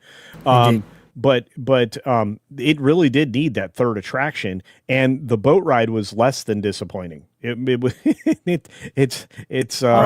Culture be nice. That's Kelly's favorite ride. It's fine. It's just it's like you get one animatronic, and you get then all of a sudden it's a Universal ride. You enter this, it's a Universal ride with screens everywhere, and you get one animatronic. So it's just you're not lying. Okay, so people might be confused out there saying, well, wait a minute, does this have to do with size or scale or anything? It's not really the size of what's being planned. It's really about honestly, the quality and the demand for that particular franchise, that being Avatar, right? I mean, Avatar is kind of on the downswing when you look at its trajectory, whereas Zootopia, with Zootopia 2 having just been showcased in theaters, is on the upswing, right? I think initially it started out at like what, $1.3 billion, now up to like 1.9, at least for Zootopia 2 right there. It's on the upswing. And it obviously has cross-generational appeal. You saw people, dressed up as Judy Hopps in the parks and so forth. I mean, just crazy business right here. I think that's where they're looking at, Vash. They're looking at the merch sales for Zootopia versus the merch sales for Avatar. Even in Pandora, you cannot have that experience over at the gift shop when you get off Flight of Passage anymore because the demand was just not there for that. And let's face it, there's not a lot of kids walking around with fake tails and ears to look like, characters from the Na'vi. You have more Nick Wildes and Judy Hopps all over the place with their ears and the funny furry hats and all that. And it'll just probably take off more than Avatar. I see why that could happen. And again, I have to put on my cynical businessman hat that I have retired and say that the development costs are much cheaper. I'm sorry, it just is. Yeah. And from Disney's perspective, we can do this cheaper. We don't have to do the intricate rock work. We don't have to do, selling you a different part of, some Avatar experience, because it'd have to go with the current thinking, is give you a different version or a different area of Pandora for you to explore and all of that. But they would still have they'd have to invest far more money. The infrastructure that is already in place for a similarly designed big city, animal city area, and it would blend in more naturally. I see this as something they can take advantage of existing assets and area, and that's much less possible with something like Avatar. Right. Well, and that's the other thing, culture, is that Shanghai already established a Zootopia land, right? They already have Hot Pursuit. They already have all the assets. Go ahead, please. Well, no, I'm just going to say, in the max, we've already seen what it takes to get something from China, 7 years. So we're going to have Zootopia in 7 years. You guys excited about that? That's very true. Tron joke right there. That's a Tron joke. But okay, so MJ, we were talking about this yesterday, actually. Yeah, My we were. idea is, look, I like Avatar. I actually like the idea of Avatar coming to the Disney Resort. The problem is where it's being placed right there. I don't think that's necessarily ideal. Whereas Zootopia, you're talking about a big franchise and one that's already been established in a park before, very similar to Avatar, but you can do it in a way that's, maybe like a duplicate rather than having to redevelop something new. As Culture beautifully pointed out right there, you could bring not just one, but two Zootopia lands to the States via Animal Kingdom and to DCA pretty easily, and you get that bulk rate discount. Culture, you were going to say? No, I was just going to say, and if you wait for Avatar into a third park, you can do what you conveniently did with Radiator Springs Racers and tuck the backside of the rock work into just steel framing to block the view of the outside hotel invasion, and also, do dual duty of being not a distraction from sightlines. Sightlines are going to be tough to manage no matter where they put that third park. So, in the original hotel idea, all the things that have fallen through, they really could make up for it with a third park. And again, fix some of the issues that they have. So there's a lot to it, and I think John's right. They could definitely put the monorail underground. That'd be really weird. But I think that if they have a Pandora over in Animal Kingdom, it'll still give people that drive to want to travel and give that park the attendance that it needs. Because let's face it, Animal Kingdom is probably one of the least visited parks in Walt Disney World Resort.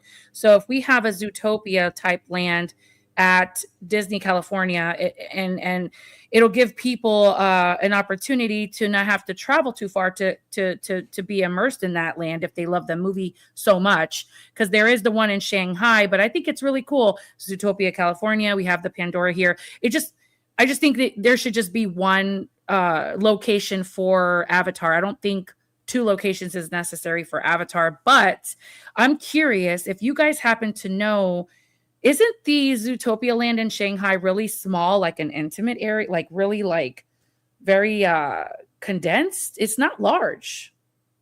Or am I wrong? Am I wrong? No. I'm trying to think because from the POVs that I've seen, it's not a big space. It's not a huge space. Yeah. No. It's fairly condensed. Yeah. And that makes it perfect for something like DCA, for example, which doesn't have a lot of square footage to work with. Whereas you can really grow if you really were like gung ho on bringing Avatar to DCA. There are, with those auxiliary lots as opened up by Disneyland Forward, you could really do some really amazing stuff there. And you have that level of separation from maybe like the urban centers, as you can see right there from Disney California Adventure footage that you're seeing on the screen. That's roughly where they want to put this Avatar experience. And it's right off the main thoroughfare of Buena Vista Street. That transition's always going to be a little bit awkward. Whereas for Zootopia, it's a little bit more straightforward, especially with its city architecture as conceived over at Shanghai. Exactly. So I think all of these reasons are why I think I'm really like on board with this idea. I think the first time I heard about it was OG. Now Jim Shaw, it's making its rounds. Culture, last thoughts? I want to ask a question. So how big is the Chinese space for Zootopia? How big? How many I'll ask Rock while you guys talk. Okay. All right. Because Pandora is about 12 acres. It would have been more had they put the third attraction in, which everybody would have loved. And Up and Back Heartline would have been cool. Sorry. And some other ideas for that space. But, it also would have helped, define some lines that, would have doubled for, even for, sight lines, with the rest of what was going on in the park there. But that's a different conversation. About 26,000 square meters. I am not a construction type of person, so I don't know. It's about 6.5 acres. Okay, there you go. 6.5 acres is what so it's a better fit, not to squish 12 acres into the spot in the park. And like you said, there would be no awkward transition visually because you'd be converting from a city in a specific architecture period of time, and as you go around the corner, your main street becomes Adventureland, and all of a sudden, you have dual-sided corners and buildings and stuff like that, and it doesn't disrupt the eye line or the vibe. You just all of a sudden are in a new place. Yeah, a new little city. You got to make sure to have those popsicles with the little paw. You know how cute those are? It's adorable. I think it'll do swell. It's just my opinion. I think it would. We'll have to see. I mean, remember, Avatar being brought over to DCA was really, it was Bob Iger's baby, because he was feeling the heat from having made the acquisition for 20th Century Fox for, $70 billion, right? So it's like he was trying to prove to shareholders, hey, we are taking this investment, we are capitalizing on it. Here, we already put a Pandora in Walt Disney World, we're now going to be putting one in Disneyland Resort. At that time, it was just Disneyland, which I too felt that there were some creative ways to get an experience like that into that park. C'est la vie, they went with DCA, fine. Where they placed it, though, I don't know if it's necessarily idea. And again, you do have franchise problems that may be seen in the longer term. Here's what's interesting, though. In the short term, we have problems of our own. Walt Disney World News today. Bees take over Main Street USA at Disneyland Park. Shannon Ace, this March 23rd, 2026. Bees have moved into Main Street USA at Disneyland, but unfortunately, guests can't grab a smackerel of honey. On Sunday, March 23rd, we saw the bees swarming around a tree where they created a hive. The bees were not a danger to guests, and Disney did not close off any nearby pathways. However, a pair of security cast members were stationed next to the large tree where the bees had made their home outside of Plaza Inn.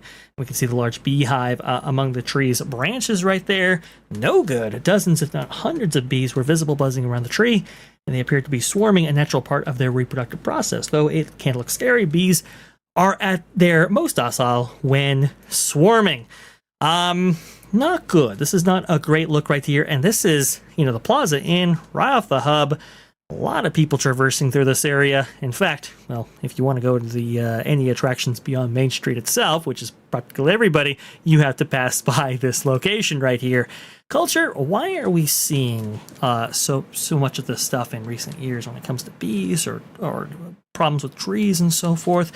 Is Disney, going to get the message here culturally, or are we going to expect these things to continue? Your thoughts, please, sir.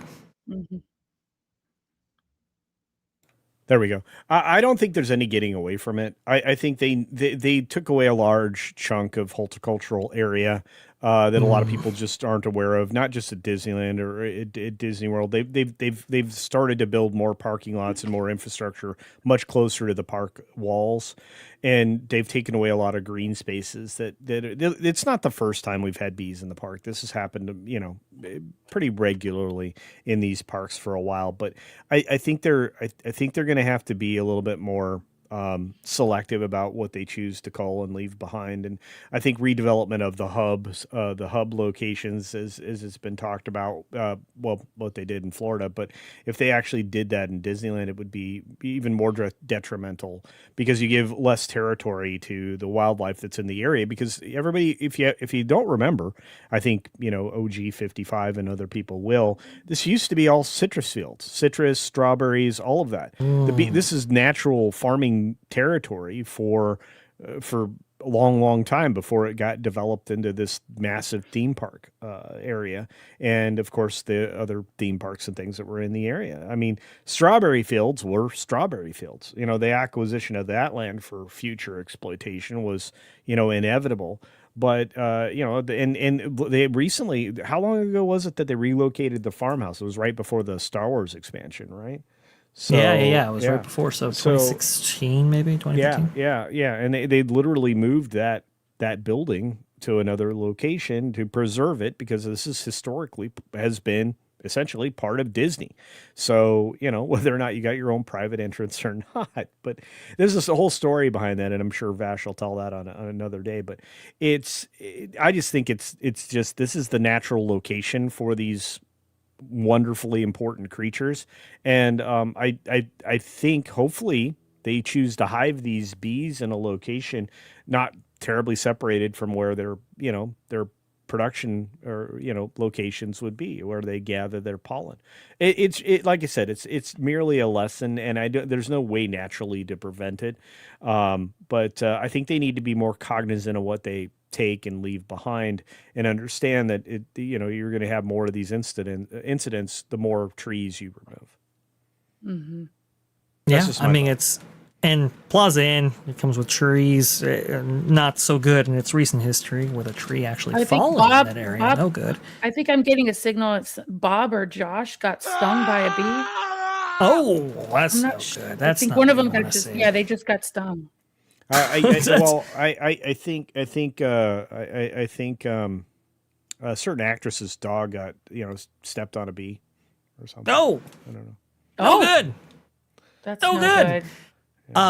MJ, you were responding to OG Dutchy, who brought out astutely that yes, we have covered some bee stories on TPP before, and I think in the most recent history here, November 14th, 2025, Joffrey's offering limited menu because of bees and so forth. So they have been disruptive in multiple ways, which is quite interesting. These problems are created because bees and bee hives are natural in this area. So you need to leave opportunity or relocate them, to places that are away from the guests. It's not that hard. The area around Indiana Jones used to have hives regularly.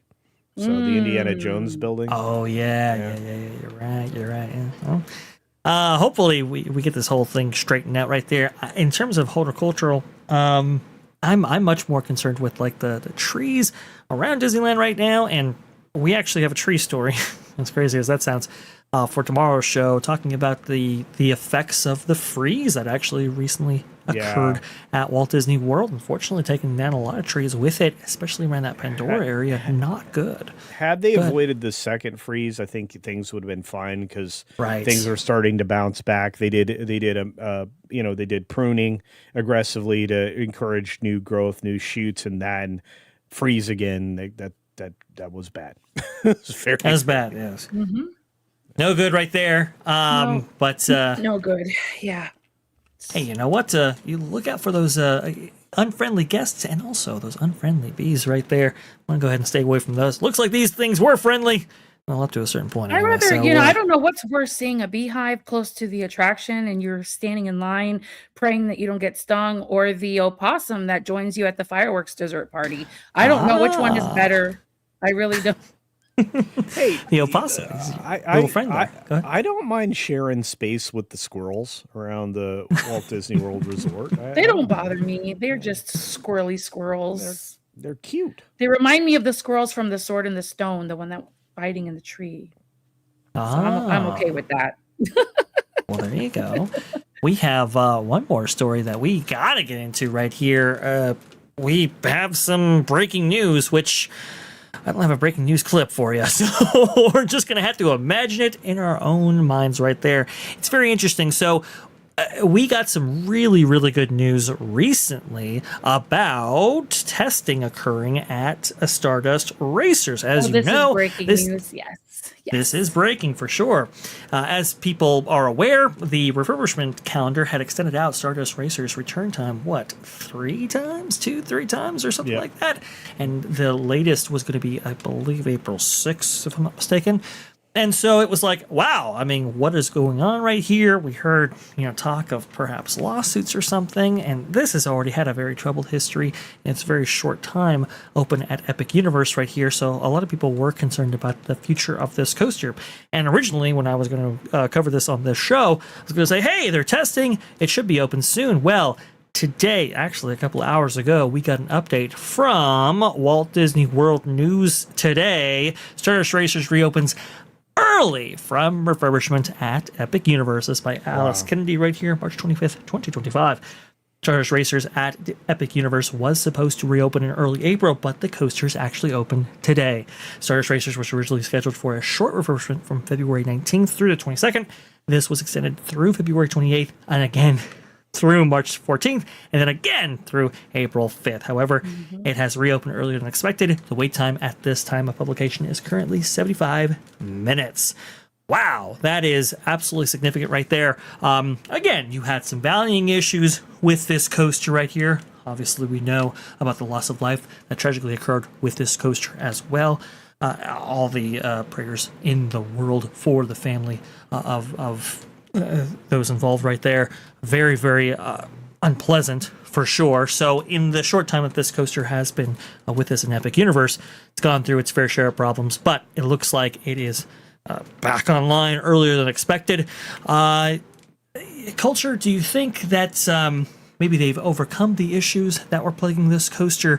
I know they added a trim system in order to cut down on some G-forces associated with the transitions in a certain area of this coaster. What do you think about all of this when you look at something like this having happened? I think it's important to recognize that they are acknowledging that maybe they needed to reduce the extremes for this particular attraction, and hopefully they've taken it to heart that attraction design should, especially in this park, be designed around enjoyment for all. And I think being sensitive to people's thoughts around accessibility sometimes don't outweigh health challenges that shouldn't be on something like this. So let's just start there. There are always going to be attraction controls, whether it be a height restriction or maybe a weight restriction or anything like that, not just for the best of intentions, but also for the health of the guests. So and especially on an attraction like this, which physics, weight, and other things play such a huge factor. So taming this down, probably the best decision a corporation could make. So I'm not going to cast any shade, but the fact that they were able to get the work done quickly is surprising in this day and age when, again, Tron only took 7 years. That's true. I mean, adding a trim in a particular area, you never like to see it from a coaster enthusiast standpoint. But if you can limit wear and tear via the G-forces actually expressed, well, then you've now considerably, you may have increased reliability on a long-term basis. Yeah, with those forces calibrated in that way. At least here, as Wooster points out in the chat right there, they had rebolt everything. I'd heard something similar for sure, that vibrations and so forth. This is one of the biggest Mac coasters ever developed by that company, right? And they usually don't develop something on this scale, especially with something like onboard audio, the amount of G-forces actually experienced right there. This is a big monumental task for them, and they may have aimed a little bit out of their skis here. You also have to think of the fact that this is open 365, right? So for any other coaster, for any other park, many regional parks and so forth, a lot of those are seasonal. When it comes to the big two, though, those need to be active 365. That's one of the reasons why Hulk was redone the way it was back when B&M redid that coaster, is because usually you just don't see the lifespan, the amount of wear exerted on a coaster like that of that caliber in any other regional park. But in Universal Studios Islands of Adventure, it did. Go ahead, Culture. No, and again, that was done with a very small extension that was added that increased its reliability and its longevity. So both of those things are big factors. So, I'm not even mad at them for taking their sweet precious time and giving a sorry excuse of pre-annual maintenance and all this and that. A lot of unforeseen, I should say, a series of unfortunate events have taken place for this poor attraction since Epic has opened. And I will reiterate that Epic Universe is an infant park. It still has a long way to go. Yeah, we don't understand the operational costs for all of the attractions yet. Right? But I'm not mad at them for taking their sweet time on getting this thing back open and running, because I think about all the lives that are boarded. This thing is a people eater. And if they could just take their time, their sweet, precious time, and make sure everything, all the knots and the bolts are screwed in and the harness and whatever it takes to make sure people are okay going forward. Precious lives, the minute you put yourself on a coaster like this, you're taking a risk, you're taking a chance, because you don't know how your body's going to react to it.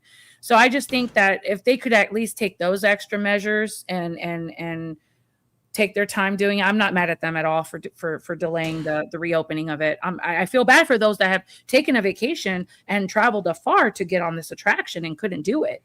But I think that Universal did a good thing by holding off and just, we don't want to open it up yet. Let's take a little bit longer. Let's just make sure we're okay, given all the circumstances around that. Sorry, go ahead. As reported in the chat as well by Wizard, it looks like they took the time to add a third metal detector, which is absolutely fantastic. As you know, for Universal coasters, you have to pass through. You got to get wanded down, right, in order to ensure that there are no loose articles that could actually fly out, maybe hurt somebody. We saw that with Dueling Dragons back in the day, when that coaster still existed at Islands of Adventure, and from that point they've taken that tack. So it looks like they are increasing capacity, which is good. They are figuring out the problems associated with this coaster. Which is also good. I don't think this is the last we'll hear of Stardust Racer issues, but hopefully this is a good development on its way to complete recovery and a little bit more operational stability, which is sorely needed for Epic Universe. Wow, amazing stuff right there. And here's the thing, folks, we didn't even get to all of the stories that I had originally planned right here, because the commentary from our panelists absolutely so good, and we don't want to go ahead and short anybody off right there. Real fast though, Culture, we don't have to make this a full-blown thing here. I just want to go ahead and pick your brain, literally, because I was very, very interested in this. It looks like Florida has approved the permit for the Magic Kingdom ferry boat dock expansion right there, and Blog Mickey actually points out that they foresee maybe a fourth ferry boat incoming. What do you think about all of this? Initial thoughts and all of that? It's sorely needed, especially for morning uptime. Because oftentimes they're forcing people through alternate means like monorails and things like that are less efficient. Not that the ferries are efficient, but I think that's a good plan, and I think engaging in convenience for guests who are often frustrated with the ferry boat system. This is good news if that's genuinely what they're doing. And would that surprise me? No. The landing location and the security checkpoints, at the ticket transportation center are always going to be a challenge. But I feel like they've solved the landing location issues. They just need to again, have the ability to expand and to reduce. This will also reduce wear and tear going forward, because by having an additional ferry, you reduce the number of trips that all the boats are making. So there's, again, operational efficiency and cost of operation are incredibly important in the theme park business. Disney has more expenses because of their on-property transportation systems than any other park system in the world that I'm aware of. So yeah, this is a good idea. And again, reconfiguring things to add more capacity, like we suggested, or I should say Theme Park Wizard suggested, was part of the redevelopment of the Stardust Racers. This gives you the same effect. Force and effect is really important when it comes to getting places, especially for guests. Guest complaints, I think, were high on the transportation system from parking to the theme parks. And I think the better option, if you're in one of the outlying hotels, is the bus system, rather than your personal car, only for Magic Kingdom. And unless you're in a lagoon hotel, which again are costly, the castle hotels are costly. Monorails you may want to avoid at all costs. So. Oh, I think there's somebody just got off the train. I'm not really sure what's happening. Oh my goodness. It's Erika from Erika. Boarded the train. Look at this. The Vash Sky ParkCast train. Welcome aboard. Hello. Yeah. Welcome aboard indeed. Thank you so much sorry, I'm so late. I just had some personal things to attend to, and they're kind of lengthy. I hear you. I get you. Ain't no concern about that. We were just talking about the development of Walt Disney World getting approved for perhaps not only just an expanded dock, but maybe, if all things go well, as speculated by Blog Mickey, maybe even another ferry boat in order to help with, not just opening this theme park, but specifically closing it. That would be nice. And we just got some great news at Universal Studios right across the way right there. The Stardust Racers attraction has opened early, which is really, really, really cool. Any thoughts on those particular stories there, Erika, while we have you here? I'm excited for Stardust Racers. I hope they were able to figure out whatever kinks needed to be worked out, and that moving forward, it'll be a smooth, fun coaster for all those coaster enthusiasts, not scaredy cats like me.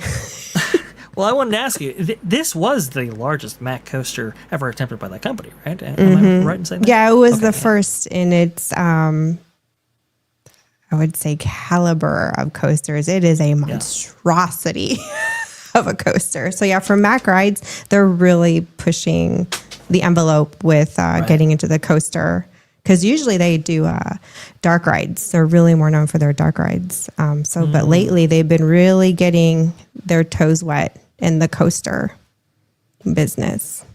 Yeah. That's I know you would know that because Mac being European and all, and also too you having such a knowledge base when it comes to these various coaster manufacturers. I love Mack rides. I love the Mack family. Would love to meet them. The entire company is literally the family. If you marry into the family, you're employed. Literally, there's no person in that family that is not employed. Yeah, yep. From bookkeeping to engineering, ownership. Yep, it is head to toe a family-owned business, which is why I love them even more. Yeah. I've heard some really great things, and obviously they've created not just amazing coasters or dark rides, but also some amazing ride systems that we might actually see in development. Actually, Dollywood, I believe, is on the list there with their night. The ride boat coaster. system? Is it a boat ride? Yes. Yeah, Yes, I've seen that. So good, and theme parks in Europe as well for sure. McVash, you said yes. I do believe, Aldo, we did say that. So McVash. so much, Is Aldo, that a new McDonald's burger coming on the horizon? you just had to be there for what we actually went through in that park place. I heard a little bit, but I didn't catch the McVash part. So everybody in the live chat, we got a McCulture burger, an Erika burger, and we got a McVash. So put your ingredients in the live chat. Let's get it popping here. Indeed. And then I think we have one more question from King Cyclonus. Okay. Vash Sky ParkCast, do you think the reason why the stock is down is because of the declining factor of linear TV? Comcast spinoff linear TV and channels. Do you think that might be a reality for Disney? I mean, I personally think so. I want Culture to answer this one because he is so intimately aware about the linear TV space, especially as it relates to Disney right here. I think, look, I don't think there's really a growth driver for the Walt Disney Company as a whole, which is why the stock might actually be down right now. I think linear's definitely got to be part of it because it was such a money maker for so long, especially cable television and so forth. Yeah. Go ahead, their Culture. What are your thoughts on all this? Their cable operations has really been where they have taken the biggest hit. I mean, I think this observation and this question is well crafted. The issue with linear TV is that the ad revenue that's derived from it isn't what it used to be. The Disney Channel itself, and obviously its elimination on various cable outlets was not just surprising, but it very much limited anything that they had to move forward. And they spent far too much money in development of their streaming service, which hasn't really paid off the way that you would think it would. In fact, I think it has been rather disappointing in a way that should be uncomfortable for anybody inheriting this problem. But the spinoff from Comcast with under the name Versant, which honestly is a better name than Spinco, which is what it was tentatively named before they did it, it really hasn't shown one way or the other a good direction. Versant in and of itself had a very down beginning, with the market not quite sure how to react to it. I think the ownership stake might not be quite as heavily scrutinized until it gets itself together. But they have a new issue there, and it's budget driven. Whereas if Disney spun off their linear TV assets, I think they'd be better off. I think that's not a half bad plan. But they have to make agreements in those things for everything that they've produced in linear TV. They cannot abandon ABC. ABC is the one thing they'd hang on to, just like Comcast hung on to NBC. I think one of the best distribution points for any live events, and this is Disney's biggest problem when it comes to how they managed ESPN versus broadcast television, is they lost advertising dollars by pushing ESPN plus minus 3, whatever you want to call it, into a streaming space. And therefore, and then they pushed football into ESPN, which was also a bad idea. Now, while they didn't lose ad revenue there,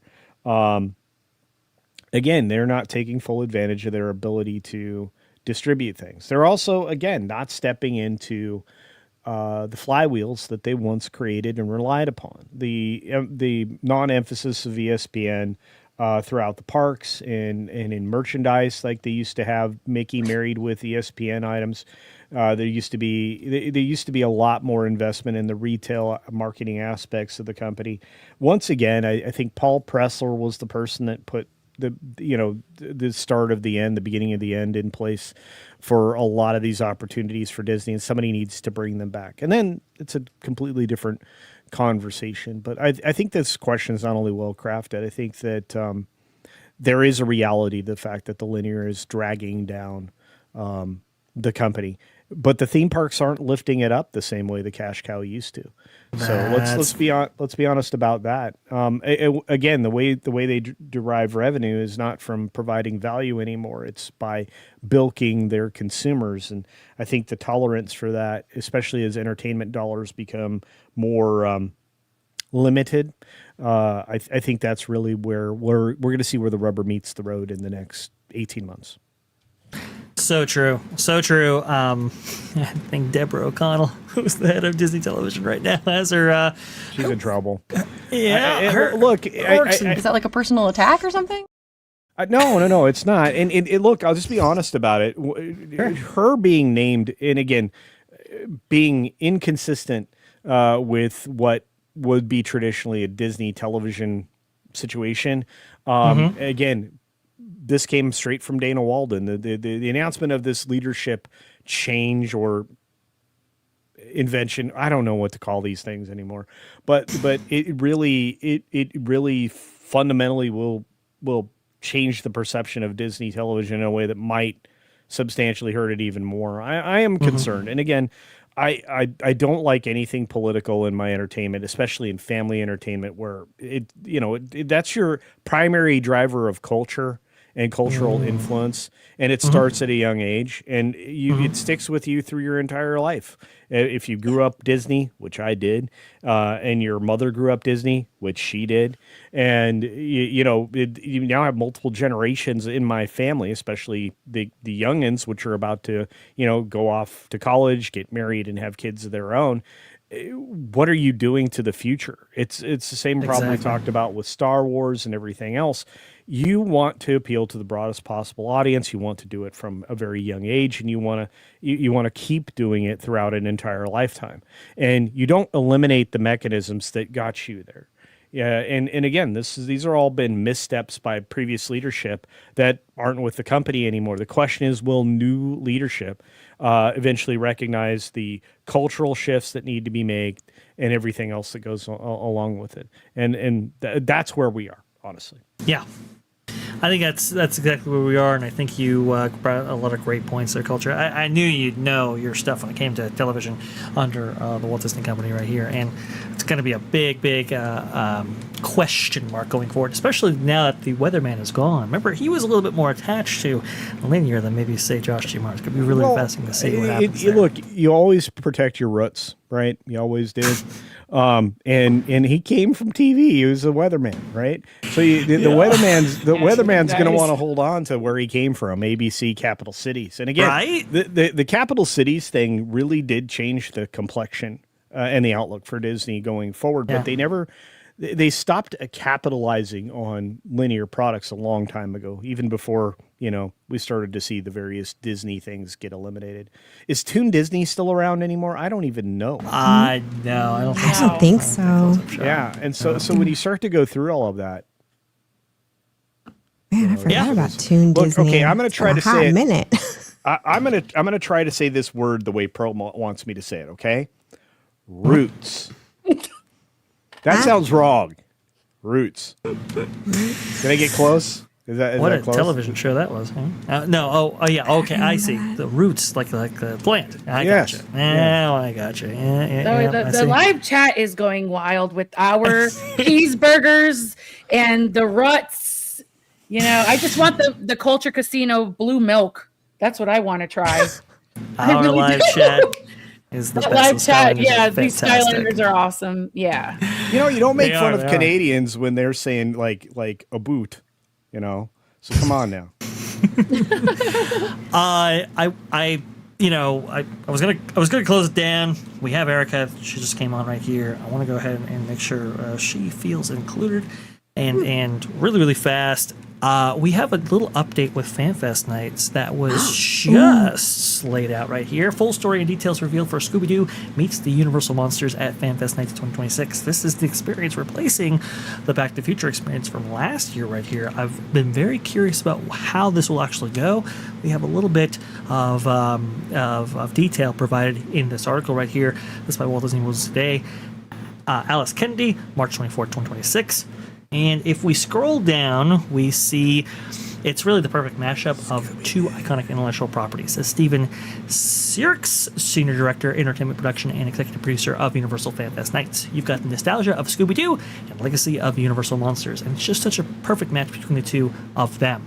Your story begins on the tram that you ride to the set of your monster movie, culminating in a massive takeover moment at the iconic Universal Monsters mural. It's here that the Phantom Director makes his first appearance and reveals his evil scheme. Determined to bring his masterpiece to life, he hijacks the production and summons the Universal Monsters to his side. As your tram speeds away, you'll receive a welcome video call from Mystery Inc. and be recruited by the gang to help solve a case. For clues, 4 suspects, 1 masked culprit, and 1 incredible film set. You've arrived in Little Europe, the iconic set where many of the Universal classic monsters were filmed, including Frankenstein, 1931, Dracula, 1931, The Bride of Frankenstein, 1935, and The Wolfman, 1941. Very, very cool stuff. I obviously love the idea that you're in the place where the movies were actually filmed. The Little Europe set should be familiar to regular studio tour riders, but when you disembark from the tram, you'll see that it's been taken over, taken to a new level for Universal Fan Fest Nights. As you approach the eerily glowing facades, a production assistant will hand you your mystery manual and send you off on a free roam investigation. As you explore Little Europe and the Court of Miracles area by foot, mystery manual in hand, you'll come across your mystery markers. Each of these themed mini HQs is overseen by a member of the gang. It's up to you to visit all 4 and help Fred, Velma, Daphne, and Shaggy solve the clues. You'll do so through a clever blend of character interaction, physical clues, and playful storytelling. You'll be able to follow your favorite character as they have moments throughout the experience, and then later on top of that, you have this whole idea of solving the mystery, says Sirix. It's really a multifold activation and experience that allows our guests to choose their own adventure and interact with it in the way that they want to. What do you guys think right here? Do you think this was a successful way to marry these two properties right here? I think it's kind of ingenious, kind of pretty cool. It obviously harkens to the idea that this is where the Monsters movies were filmed. Bringing the monsters back in this big way, especially post Dark Universe, is pretty cool. And you got some great tie-ins with Shaggy and the gang over there on the Scooby-Doo side of things. Guys, what do you think about all this? Erika, please. I'm excited. I wish I could go. Yeah? I think it'd be fun. Pretty cool right here. I like how they integrated the mystery thing and you going on a ghost hunt with them. It's in theme. Golly, Universal. Talk about woo, they're putting the theme within the theme within the theme. Yeah, it's brilliant capitalization on the properties. I think Erika, said this is amazing. I love this. The marrying these two things together, not only it makes logical sense, but it takes advantage of 2 IPs that people need to become more familiar with. So I'm excited about this. My older son, he grew up watching Scooby-Doo. One of his birthdays, I believe, was they had done a Scooby-Doo cake, and now maybe my younger son not so much, but the older one definitely was into Scooby-Doo for a while when he was growing up. So I think there really is a generational following of Scooby-Doo, and it might be something that we underestimate. Yeah, I think Scooby-Doo has endured pretty well, especially with like the live-action movies that took place, a number of years ago. Yeah, those are the ones he grew up with. Yeah. Right. Disney talks about the live-action remakes as like brand deposits that keep those characters relevant for a succeeding generation and so forth. Moana, a little bit too close, maybe. But you can kind of see the idea there. And for Scooby-Doo, that's worked out really brilliantly because, like you said, Erika, you might have family members that grew up with that version of Scooby-Doo and the gang. And obviously you have maybe older ones familiar with the original cartoon. I like the old ones. Yeah, those are the ones I grew up with, the really old ones. Doesn't it date back to like the 70s or does it go as far back as the 60s? I think Scooby-Doo would have made its appearance. Let me just see here. I believe it's the 50s, if I'm not 1969. Oh, there you go, the 69. Yes. And you can see right there, they actually brought back the fountain for the Court of Miracles. That's pretty cool right there. That's Culture, awesome. I think we've given you all the tools necessary in order to bring this up on Hollywood Backlit with Lou and you. Okay, sorry. I had to do the one more, tie-in right there. You guys remember when we brought this up in T3PO last year? Erika and Vash. Yeah. Yeah. I remember. We were like, oh my gosh, they're going to put the two. It took me a hot minute to, when it finally hit, no, wait, they're putting the two IPs together. I was like, wait a second, what? And Lou was in on that conversation, and we were all talking about how cool it would be for the monsters and Scooby-Doo to like go on a mystery and find the universal monsters, and they're doing it. I know. I wish we could make it this year, but nope. Well, I we know. just have to keep it back. Maybe for next next year. year's Fan Fest. Yes. Oh gosh.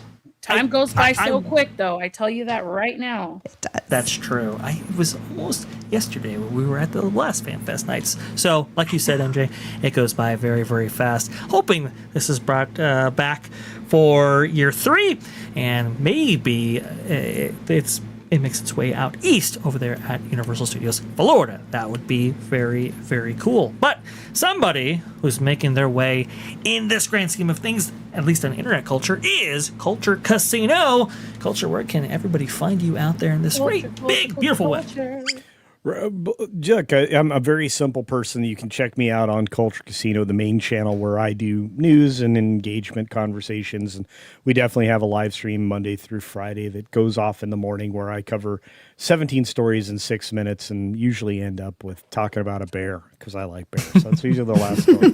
And then of course, you can find me on everybody else's channels. Anybody who wants to talk about entertainment, the business of entertainment that's what I'm engaged in.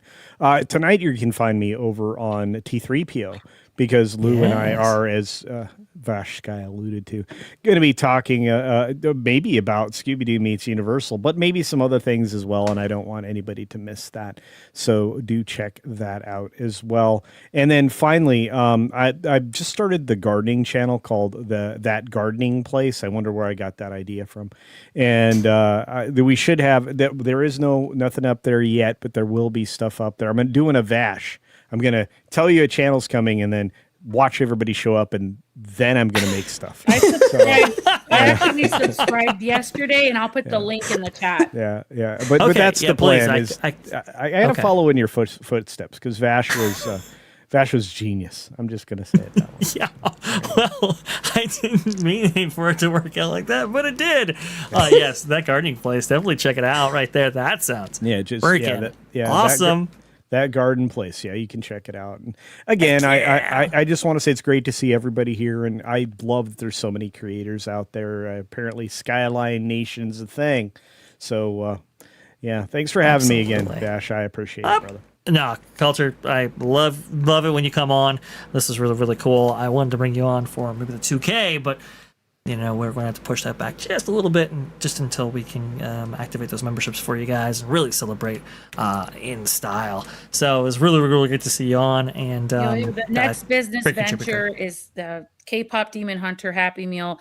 They're gonna do a contract with Culture Casino and bring those purple French fries, the purple potatoes for the purple French fries that we're looking for K-pop. Yeah, that's they had those out here. $1 billion investment, Bob Iger. That's your. They had multicolored French fries, and it was from different colored potatoes. And I distinctly remember the purple French fry. It was a purple potato. It's not that hard. They're not even trying to be creative with this Happy Meal. Go ahead, Culture. Sorry. No, the density of the potatoes, purple potatoes specifically, is incredible. They are incredibly dense potatoes. Their structure is more purple inside than the outside skin reveals. It's insane. It's also incredibly healthy for you. It doesn't have a lot of the resistant starches that you can shift the insulin resistance if you used pre-cooked potatoes like boiled potatoes or pre-roasted potatoes, and then you can cut them into fries so easily. And then if you need to fry them, you do it in something like beef tallow, and that works really well. Oh, you know what's interesting? They actually did have the Vash Happy Meal toy at McDonald's very recently, like in the last couple of promotions. Oh, you mean the anime? No. I'm not Oh even my trying God. to, which is Wow. What? I would have thought. But yeah, somebody reminded me. I was like, oh yeah, I forgot about that. So you can see right there. I Yeah. don't know They this. had a Vash Happy Meal toy, and it only happened like dang. What is recently. happening? See, What is happening? now we got to get this for you, and you got to stick it in your background somewhere. I think that would be a pretty clever idea there, Erika. I like that. Right there. Boobot. So Good you get Lord. you get your big Vash with your Vash Happy Meal toy right there. Everything works out pretty well. Weird how this whole thing works out. Erika, though, she's got a whole bunch of amazing stuff over there at Brute Banter. Please let the everybody know where they can find you over there at Erika and Raph, and what do you got coming up on your live stream? Friday. Yeah. So Fridays at 2 p.m. after that Park Place, Raph and I go live, and we just talk whatever comes up in the conversation with friends. So there's no specific niche, no specific topics. It's just hanging out with friends for an hour and a half, getting some laughs in. We love to laugh. I try to bring up funny memes that we can just mock and make fun of, because we got to laugh. It's the end of the week, start of the weekend. So yeah. And we called this stream Brood Banter because we always have coffee or tea, or Raph likes his near beer. So we figured bring your brew and we can banter. So there you go. Well, there you go. Fantastic stuff right there. I love Brood Banter. Love going on there. Thank you so much for having me so many times, Erika. It's been we love having you. And you too, experience. Culture and MJ. We love having everyone on. It's like a big That's party. right. It's really cool. I love it. End of the week, you just kind of lay back and you just enjoy the whole weekend with your friends over there on Brood Banter. And we have MagicalyMJ over there doing some great stuff on Instagram and on her X account. Please, MJ, where can we find you? Oh yeah, I'm on X and Instagram. I think that's the first time ever you pulled up my Instagram page. That's why I'm laughing so hard inside. I'm like, oh, there it is. Yeah, you can find me on there. Hey, look, I'm just a mom who loves God, and I have kids, and I love coffee, and I love theme parks, and I love being here with you guys. I do appreciate the likes and the follows. You guys know where to find me on all the fun channels and all the good times. Let the good times keep rolling. And to all the people out there that are going through things, we hear you, we feel you, and you are in our thoughts and our prayers. Shout out to all the great people that are not on the panel that are amazing out there, talented folks. And yeah, so we will be live again tomorrow night at 7 p.m. Eastern time right here on Vash Sky ParkCast. Yup. Yeah. Absolutely, we will. Too much stuff to talk about in one segment, my goodness. Way too much stuff to talk about. We have, guys, I mean, Wizard had it in the chat earlier, but we've got epic surveys actually going out there talking about maybe reservations, 2 3-year passes, crazy stuff. You definitely got to see that. Come on in, Vash Sky ParkCast at 7 p.m. Eastern tomorrow, as MJ beautifully pointed out right there, to get the lowdown on that, because it is crazy what we're seeing. Also, too, an expansion permit that was filed by Universal, maybe pulled. Interesting stuff. We'll break that down. Also, too, that freeze having some damage at Walt Disney World right there. Bro was right. It did affect some stuff, and maybe Pandora was hit the most. A bus crash actually happening on Walt Disney World property involving a Walt Disney World bus. That's no good. Don't like that. Trouble at ABC. Maybe some strikes happening. Tiana troubles. Oh, we got all that and more, folks. It is crazy what is going on in the realm of theme parks. So please go ahead and hit that subscribe button. If you haven't, hit that like button. That definitely helps us out right there. We just crossed over 2,000. Thanks to all of you, and I want to go ahead and thank all of you for having us hit that mark right there. Awesome stuff. Monetization is achieved, but we don't yet have the authorization from YouTube right there. We're going through the process, waiting for that authorization. When it hits, you'll know. Trust us. But hit that subscribe button right there. And hey, remember, the sky is the limit. Thanks, guys.